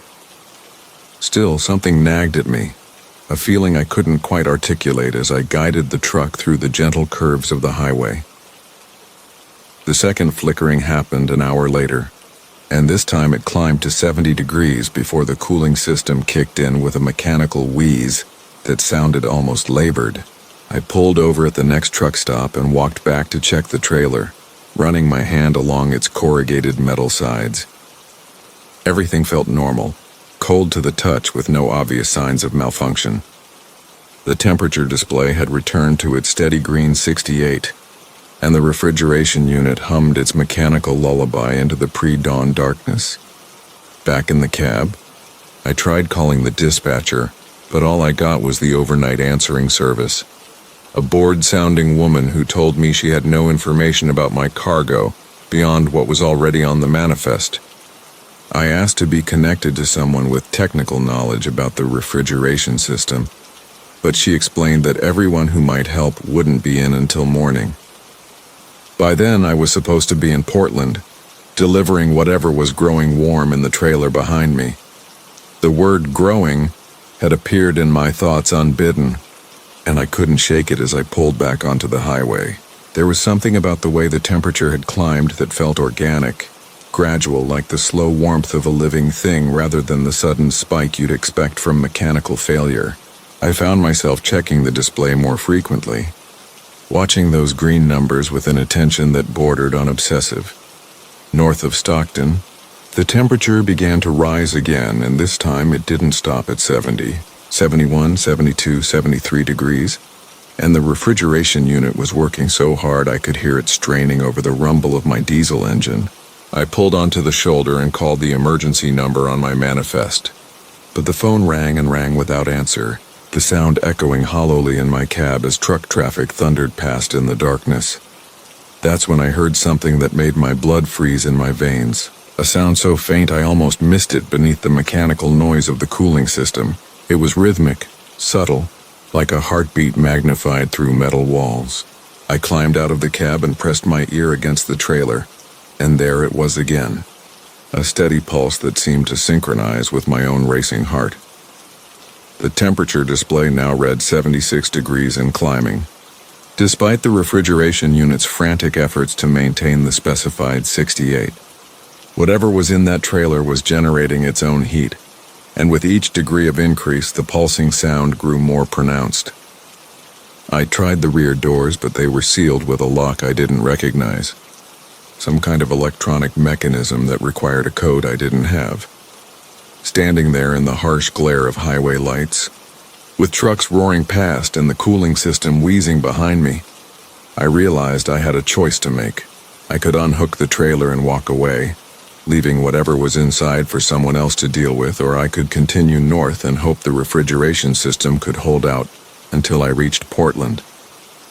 The money they were paying me suggested that whatever was in that trailer was valuable, possibly irreplaceable, and abandoning it on the side of Highway 99 would likely end my trucking career forever. I chose to drive, but as I pulled back onto the highway, the temperature continued its relentless climb toward 80 degrees. The pulsing sound was now audible even from inside the cab, a steady rhythm that seemed to be getting faster, more urgent. I found myself driving in time with it, my foot pressing the accelerator in sync with whatever was awakening in the trailer behind me. The radio began to pick up strange interference, bursts of static that formed almost patterns, like words spoken in a language I didn't recognize. The overnight DJ's voice faded in and out, replaced by sounds that might have been breathing or might have been wind through caves. I switched channels, but the interference followed, growing stronger as the temperature display crept toward 85 degrees. By the time I reached the outskirts of Sacramento, the pulsing had become a visible vibration in my mirrors, the entire trailer shifting slightly with each rhythmic beat. The temperature was now approaching 90 degrees, and the refrigeration unit had begun making sounds I'd never heard before, mechanical screams that spoke of systems pushed far beyond their design limits. I could smell something too, a strange organic scent that seemed to seep through the very metal of the trailer, earthy and warm and uncomfortably familiar. I tried to convince myself that it was just cargo spoiling, some kind of biological research material breaking down as the cooling system failed. But the rhythmic pulsing, the way the entire trailer seemed to breathe in the darkness behind me, suggested something far more unsettling. Whatever was in that trailer wasn't just warming up. It was waking up, and with each mile that brought me closer to Portland, it seemed to grow more aware of its surroundings.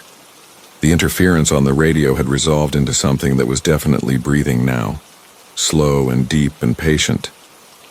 I turned the volume down, but the sound seemed to come from everywhere at once, from the dashboard speakers and the CB receiver and the very air around me. The temperature display hit 95 degrees, and suddenly the pulsing stopped, leaving behind a silence so complete it felt like the absence of sound itself.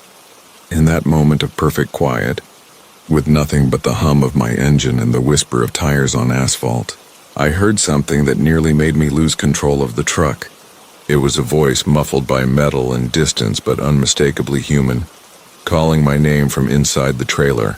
Not just any name, but my full name, Marcus Chen, spoken with a familiarity that suggested intimate knowledge of who I was and why I was there. I pulled over so hard that the trailer jackknifed slightly, coming to rest at an odd angle in the emergency lane. The temperature display now read 100 degrees and was climbing steadily, the refrigeration unit silent and presumably dead. In the sudden quiet, I could hear movement from inside the trailer, slow and deliberate, like something large shifting its position after a very long sleep. The voice came again, clearer now, asking me to open the doors, promising me things I couldn't quite understand but desperately wanted: wealth beyond measure, knowledge of secrets that would change my life forever, reunion with people I'd lost and thought I'd never see again. The words seemed to bypass my ears entirely, speaking directly to some deeper part of my mind that was already reaching for the door handle of my cab. But 13 years of driving freight had taught me to trust my instincts, and every instinct I had was screaming at me to run. The voice that knew my name from Marcus Riley. The CB radio had been acting up for 3 days straight when I first heard the voice that sounded exactly like mine. I was hauling a load of agricultural equipment from Nebraska to Oregon, running the long stretch of Interstate 80 through the endless Wyoming darkness, when the static began to clear into something that made my blood run cold. It started innocent enough, the way these things always do. My regular CB had been crackling with interference since I'd left Omaha, picking up fragments of conversations that seemed to drift in and out like radio ghosts. Sometimes I'd catch a trucker warning about a smoky up ahead. Other times just the lonely chatter of drivers pushing through the night hours, their voices becoming familiar companions in the cab of my Kenworth. The steady hum of my diesel engine and the soft whoosh of night air against my windshield had lulled me into that comfortable rhythm every long-haul driver knows, where the miles disappear beneath your wheels and time becomes something fluid and uncertain. The rain had started falling around midnight, not heavy but persistent, each droplet catching the reflection of my headlights as they streaked across the glass. My wipers moved in their hypnotic dance, and I'd been listening to the usual late-night CB chatter when the voice first broke through the static. Clear as day, coming through my speaker, was my own voice saying words I had never spoken. Breaker 19. This is Ghost Rider eastbound on the 80. Looking for a copy from any drivers heading toward that Sinclair station at mile marker 215. I nearly drove into the median strip. My hands tightened on the steering wheel as I stared at the CB radio mounted on my dashboard. Its green display glowing softly in the darkness of my cab. Ghost Rider was my handle. Had been for 15 years of trucking ever since I'd started running these routes, but I hadn't keyed the mic. I was certain of that. My hand had been resting on my gear shifter nowhere near the radio. I grabbed the microphone, my heart hammering against my ribs as I pressed the talk button. This is the real Ghost Rider westbound in a blue Kenworth. Who's using my handle out there? Static answered me. That familiar white noise that fills the spaces between conversations in the deep night hours. I waited, watching the mile markers slide past in the steady glow of my headlights, the Wyoming landscape stretching endlessly on both sides of the highway. Then the voice came back, and it was definitely mine, down to the slight rasp I'd developed from too many years of cigarettes before I'd quit. Real Ghost Rider. This is Ghost Rider. Been looking for you, brother. We need to talk. The casual way it spoke, using my own voice with such familiarity, sent ice water through my veins. I'd heard stories from other drivers about CB pranks, about people who could mimic voices or use electronic equipment to play recordings. But this was different. This voice had inflections I recognized, the way I dropped my consonants when I was tired, the slight accent that crept in when I was talking to another trucker. It was me, but it wasn't me. What do you want? I asked, trying to keep my voice steady as I spoke into the microphone.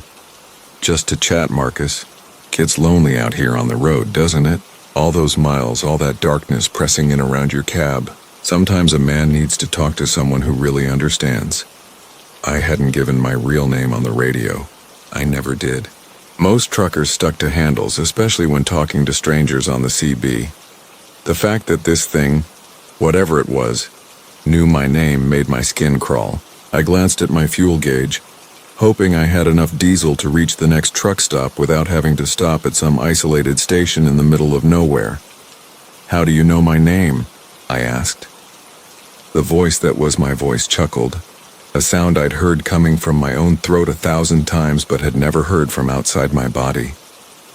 I know lots of things about you, Marcus. I know you're hauling John Deere equipment to Portland. I know you've got that picture of Sarah and the kids taped to your visor, even though Sarah left you 3 years ago and took the kids to Phoenix. I know you still wear your wedding ring because taking it off would make the divorce feel real. My eyes flicked up to the visor where, sure enough, the photograph was exactly where this voice said it would be. My ex-wife's smile looked down at me from the faded picture, my 2 children grinning beside her in what felt like a snapshot from another man's life. I hadn't mentioned the photo to anyone, hadn't even thought about it consciously in weeks. It was just there, part of the cab's landscape, as familiar and unnoticed as the coffee-stained dashboard or the small tear in my driver's seat. What are you? I whispered into the microphone, not really expecting an answer that would make sense. I'm you, Marcus. The you that lives in the spaces between the miles, in the static between radio stations, in the reflection you sometimes catch in your side mirrors when you're not really looking. I'm the voice you use when you talk to yourself during those long nights, the one that keeps you company when the road gets too quiet. The rain was falling harder now, drumming against my windshield with increased intensity, and my wipers struggled to keep up with the water streaming across the glass. The headlights of oncoming traffic appeared as distant stars in the darkness, growing brighter as they approached before sweeping past in a blur of light and spray. Each time a vehicle passed, I found myself looking for another truck, wondering if somewhere out there was a rig identical to mine with someone who looked exactly like me sitting behind the wheel. That's impossible, I said, but even as the words left my mouth, I could feel the truth of what the voice was saying settling into my bones like cold. There had been times, especially on the longest runs, when I'd caught myself having conversations with no one, when the isolation of the road had made me talk to fill the silence. Sometimes I'd look in my mirrors and for just a moment not recognize the face looking back, as if the man driving this truck was a stranger wearing my features. Is it impossible, Marcus? You've been driving these roads for 15 years. How many conversations have you had with yourself?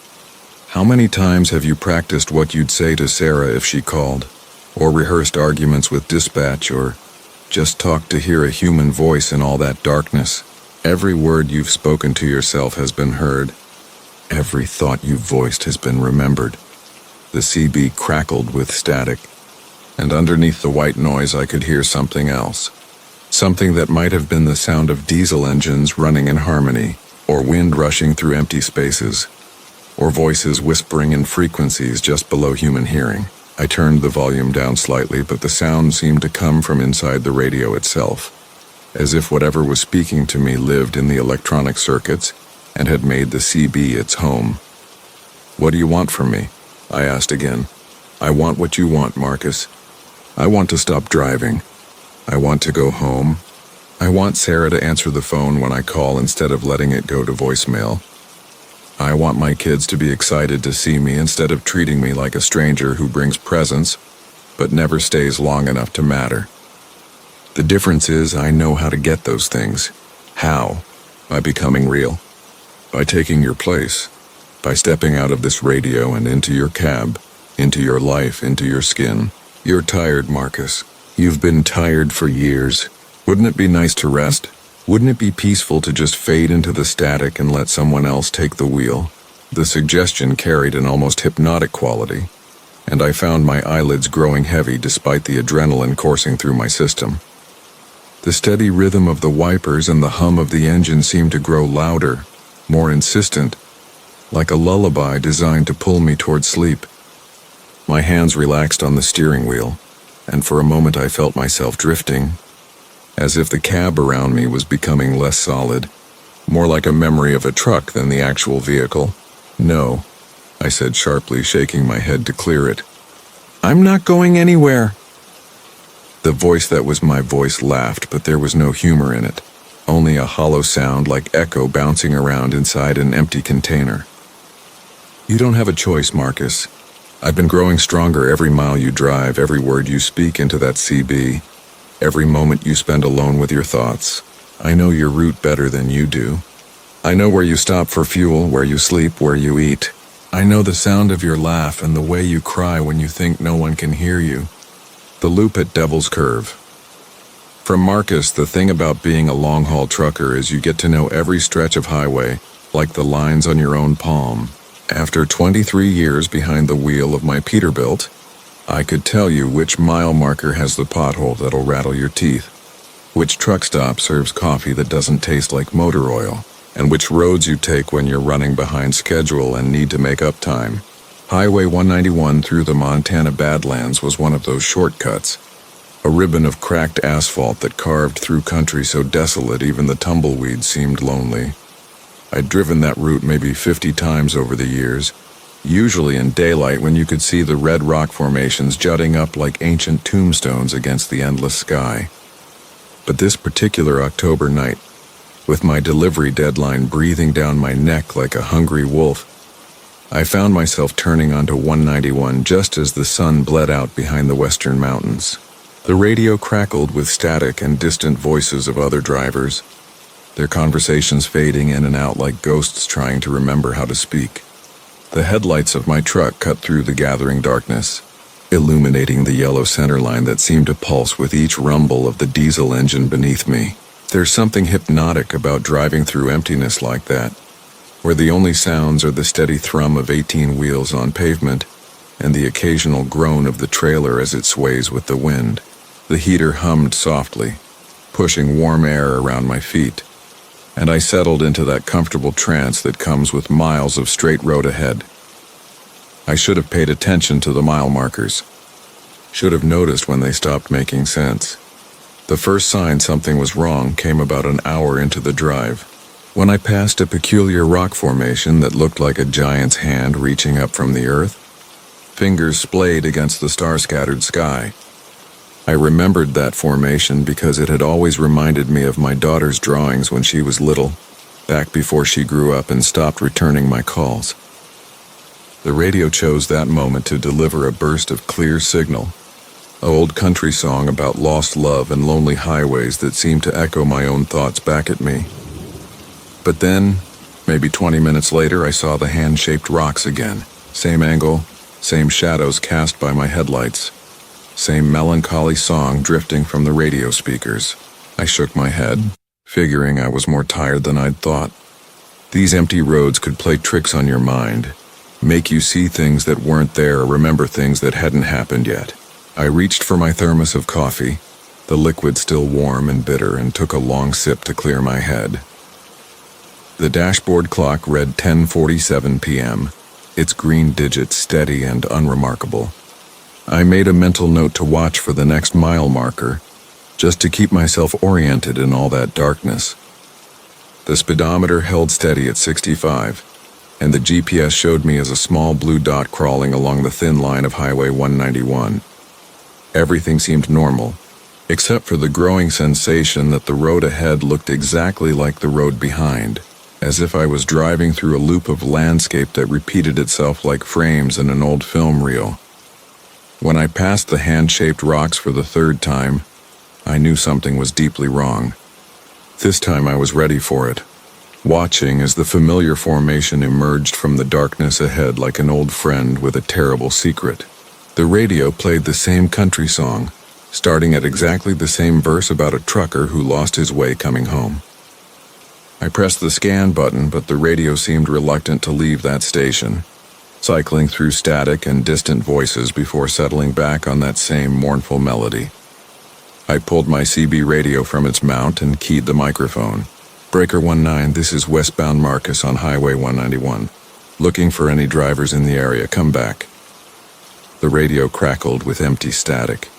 I tried again, adjusting the squelch and scanning through channels, but found only the hollow whisper of electronics talking to themselves in the dark.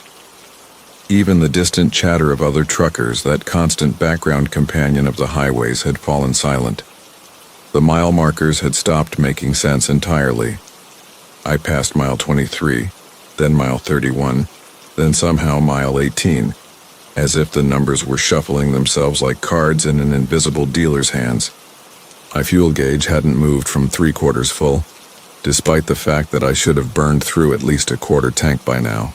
The dashboard clock still read 10:47 p.m., the green digits as steady as tombstones. That's when I noticed the other headlights in my mirrors. 2 perfect circles of white light, maintaining exactly the same distance behind me no matter how I adjusted my speed. When I slowed to 50, they slowed. When I pushed up to 70, they matched me perfectly. The lights were positioned exactly right for another semi-truck, but there was something wrong about their quality. Too bright and too steady, like the eyes of something that had never learned to blink. I tried the CB again, directing my call toward whatever was following me. Hey driver, you got your ears on back there. This is the Peterbilt ahead of you on 191. Nothing but static answered me, though I could swear I heard something else mixed in with the white noise. A sound like breathing or wind through empty spaces. The landscape outside my windows had taken on a dreamlike quality. The same formations and markers repeating in an endless cycle that made my head spin if I thought about it too long. The hand-shaped rocks, a bent stop sign that had been tagged with graffiti I couldn't quite read, a cattle guard that rang like a xylophone under my wheels, over and over in the same sequence. Each time I passed them, they seemed a little different, as if they were slowly changing when I wasn't looking directly at them. I decided to test my situation by pulling over at a wide spot in the road, hoping to break whatever spell had wrapped itself around this stretch of highway. As I downshifted and guided the truck onto the shoulder, I watched my mirrors carefully. The headlights behind me continued forward without slowing, passing my position with a sound like wind through a tunnel. For just a moment as they passed, I caught a glimpse of their source in the wash of my own headlights. It was a truck exactly like mine, same model Peterbilt, same color scheme, Same arrangement of running lights along the cab and trailer. Even the license plate seemed familiar, though I couldn't make out the numbers clearly enough to be sure. The driver was just a shadow behind the windshield, but something about the silhouette made my skin crawl with recognition I didn't want to acknowledge. I sat there on the shoulder for maybe 10 minutes, engine idling, trying to make sense of what I'd seen. The radio continued playing that same country song, and I realized with growing unease that I knew every word, every guitar lick, every pause in the vocals, as if I'd been listening to it for hours. When I finally pulled back onto the highway, determined to push through whatever weirdness had settled over this stretch of road, I found myself behind the other truck.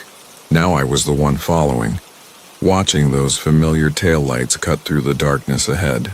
The truck ahead maintained exactly the same speed I chose, staying precisely the same distance away no matter how I varied my pace. When I flashed my headlights trying to get the other driver's attention, the brake lights ahead flickered in the same pattern, as if responding or perhaps mocking my efforts. The really unsettling part was how I seemed to know exactly what the truck ahead would do before it did it.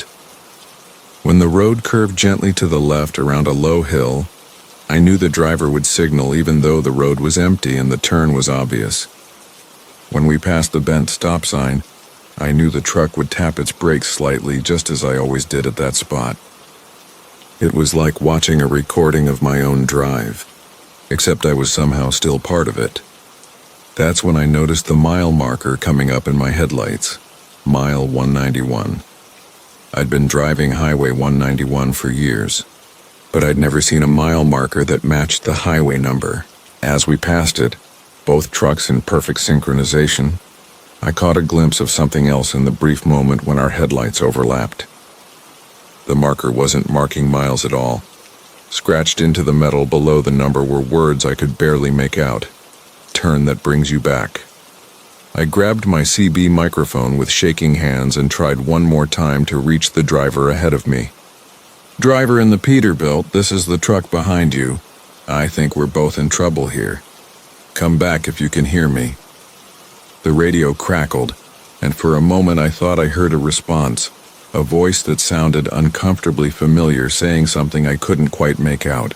Then the static swallowed it up, leaving only that endless country song about lost drivers and roads that led nowhere. The fuel gauge finally started to move, but in the wrong direction. The hose that thirsts for Marcus Delano. The amber glow of the fuel island stretched across the wet asphalt like melted butter, and I pulled my Peterbilt into the circle of light with the kind of relief that only comes after 12 hours of white-knuckling through a Nebraska thunderstorm. The digital clock on my dashboard read 2:47 a.m., and the truck stop looked like something out of a fever dream, all harsh fluorescent lighting and geometric shadows cutting through the darkness beyond. Rain drummed steadily against my windshield, each drop catching the neon and fracturing it into tiny prisms of red and yellow light. I'd been driving the same route for 8 years now, hauling refrigerated goods from Omaha to Denver and back again, but I'd never stopped at this particular place before. Usually I'd push through to the Flying J about 40 miles west, but my fuel gauge was kissing empty and the storm had been getting worse by the mile. The sign out front read, "Desert Rose Travel Plaza," in cursive letters that seemed to glow with their own inner light, though I couldn't see any bulbs illuminating them. Strange name for a place surrounded by cornfields, but truck stops often had peculiar names that bore no relation to their surroundings. The engine's rumble died to a whisper as I shut her down, and suddenly the world seemed impossibly quiet despite the rain. Through my side window I could see the fuel pumps standing like silent sentinels in the artificial day of the floodlights. Everything appeared normal enough. The usual array of diesel dispensers and credit card readers, trash cans and squeegee buckets. But there was something about the quality of the light that bothered me. The way it seemed to stop abruptly at the edge of the fuel island as if the darkness beyond was somehow thicker than it should be. I grabbed my jacket and fuel card, stepping down from the cab into the warm summer air that carried the scent of ozone and wet earth. The concrete beneath my boots was slick with rain and reflected the overhead lights like a dark mirror. As I approached the nearest pump, I noticed that the usual constellation of bugs that gathered around bright lights was absent. Not a single moth or beetle disturbed the perfect stillness of the air, and even the rain seemed to fall with unusual precision, each drop perfectly vertical despite the wind I could hear whistling around the corners of the main building. The fuel pump was older than most I'd encountered, with analog dials instead of digital displays and a credit card reader that looked like it had been installed sometime in the early 90s. The metal housing showed signs of age and weather, but it was clean in a way that suggested careful maintenance. I slid my card through the reader and waited for authorization, watching the small LCD screen cycle through its electronic thoughts. While I waited, I walked back to my truck and began unscrewing the fuel cap, the familiar ritual of the road that had become as automatic as breathing. That's when I first noticed something odd about the fuel hose. It hung in its bracket like any other, heavy black rubber that disappeared up into the pump mechanism. But as I lifted it free, I could swear I felt something like a pulse running through it. Not the mechanical vibration of pumps priming or fuel flowing, but something more organic, like the steady rhythm of a heartbeat. I paused, holding the nozzle in both hands, and the sensation faded so quickly that I wondered if I'd imagined it. The authorization came through with a soft beep, and I inserted the nozzle into my fuel tank and squeezed the trigger. Diesel began flowing with the usual mechanical whir, and I settled back against the side of my truck to wait. Filling a semi took time, and I'd learned long ago to find patience in these small interludes. The sound of fuel rushing through the hose created its own rhythm, and I found myself listening to it more intently than usual, detecting subtle variations in pitch and flow that seemed almost musical. As the minutes passed, I became aware of a growing warmth in the fuel hose. At first, I attributed it to friction from the flowing diesel, but the temperature continued to increase until the rubber was actually hot to the touch. I shifted my grip, wrapping my jacket around my hand to insulate it from the heat, but the warmth seemed to penetrate through the fabric. The flow meter on the pump spun lazily, marking off the gallons, but something about its movement struck me as wrong. The numbers seemed to be advancing too slowly for the amount of fuel I could hear moving through the system. A movement in my peripheral vision caught my attention, and I looked down to see a thin wisp of what looked like steam rising from where the nozzle entered my fuel tank. The acrid smell of heated rubber filled my nostrils, mixed with something else, something organic and unpleasant that reminded me of burning hair. I tried to release the trigger, but the handle seemed to have seized in the fully open position. The metal was now so hot that I could feel it through my jacket, and the rubber hose had begun to emit a low humming sound that seemed to vibrate through the ground beneath my feet. Panic started as a cold spot in my stomach and spread outward like spilled ice water. I tugged at the nozzle, trying to pull it free from my tank, but it wouldn't budge. The connection between metal and metal seemed to have fused somehow, as if the heat had welded them together. The fuel continued to flow, but I could hear that the sound had changed, becoming more urgent, more hungry. The hose was now visibly pulsing, expanding and contracting like something alive, and the heat radiating from it was intense enough to make the air above it shimmer like a mirage. I looked around desperately for help, but the truck stop seemed completely deserted. The main building sat dark and silent beyond the fuel island, its windows reflecting the floodlights like watching eyes. No other trucks were parked in the vast lot, no cars at the gas pumps on the other side of the canopy. Even the usual background hum of air conditioning units and electrical systems was absent, leaving only the sound of rain and the increasingly aggressive noise of whatever was happening to the fuel hose. The flow meter had begun spinning faster now, the numbers blurring together as they advanced. Impossible amounts of fuel were supposedly entering my tank, far more than it could possibly hold. Yet I could hear no overflow, no spillage onto the concrete below. The fuel was going somewhere, being consumed by something, but I couldn't understand what or how. The hose itself had begun to glow with its own heat, a dull red radiance that pulsed in rhythm with the flow of fuel. and I could see veins of brighter light running along its length like arteries carrying fire instead of blood. I ran to the other side of the pump, looking for an emergency shut-off switch, anything that might stop the flow. But the control panels were different from any I'd seen before, covered with symbols instead of words, geometric shapes that seemed to shift and change when I wasn't looking directly at them. I pressed buttons at random, flipped switches, pulled at anything that looked like it might interrupt the power, but the fuel continued to flow and the hose continued to burn.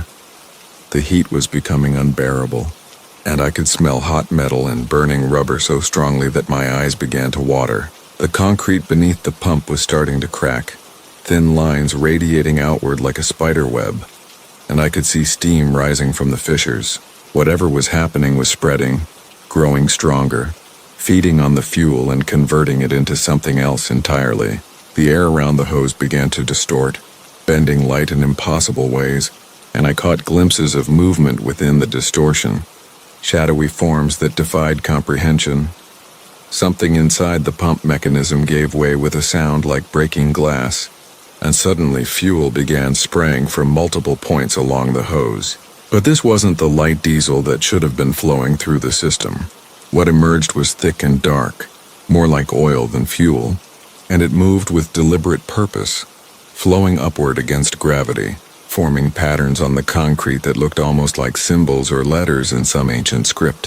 Where it touched the ground, the asphalt began to bubble and smoke, and I realized with mounting horror that whatever was coming through the hose was no longer fuel at all. I backed away from the pump, my boots slipping on the wet concrete as the entire fuel island began to transform around me.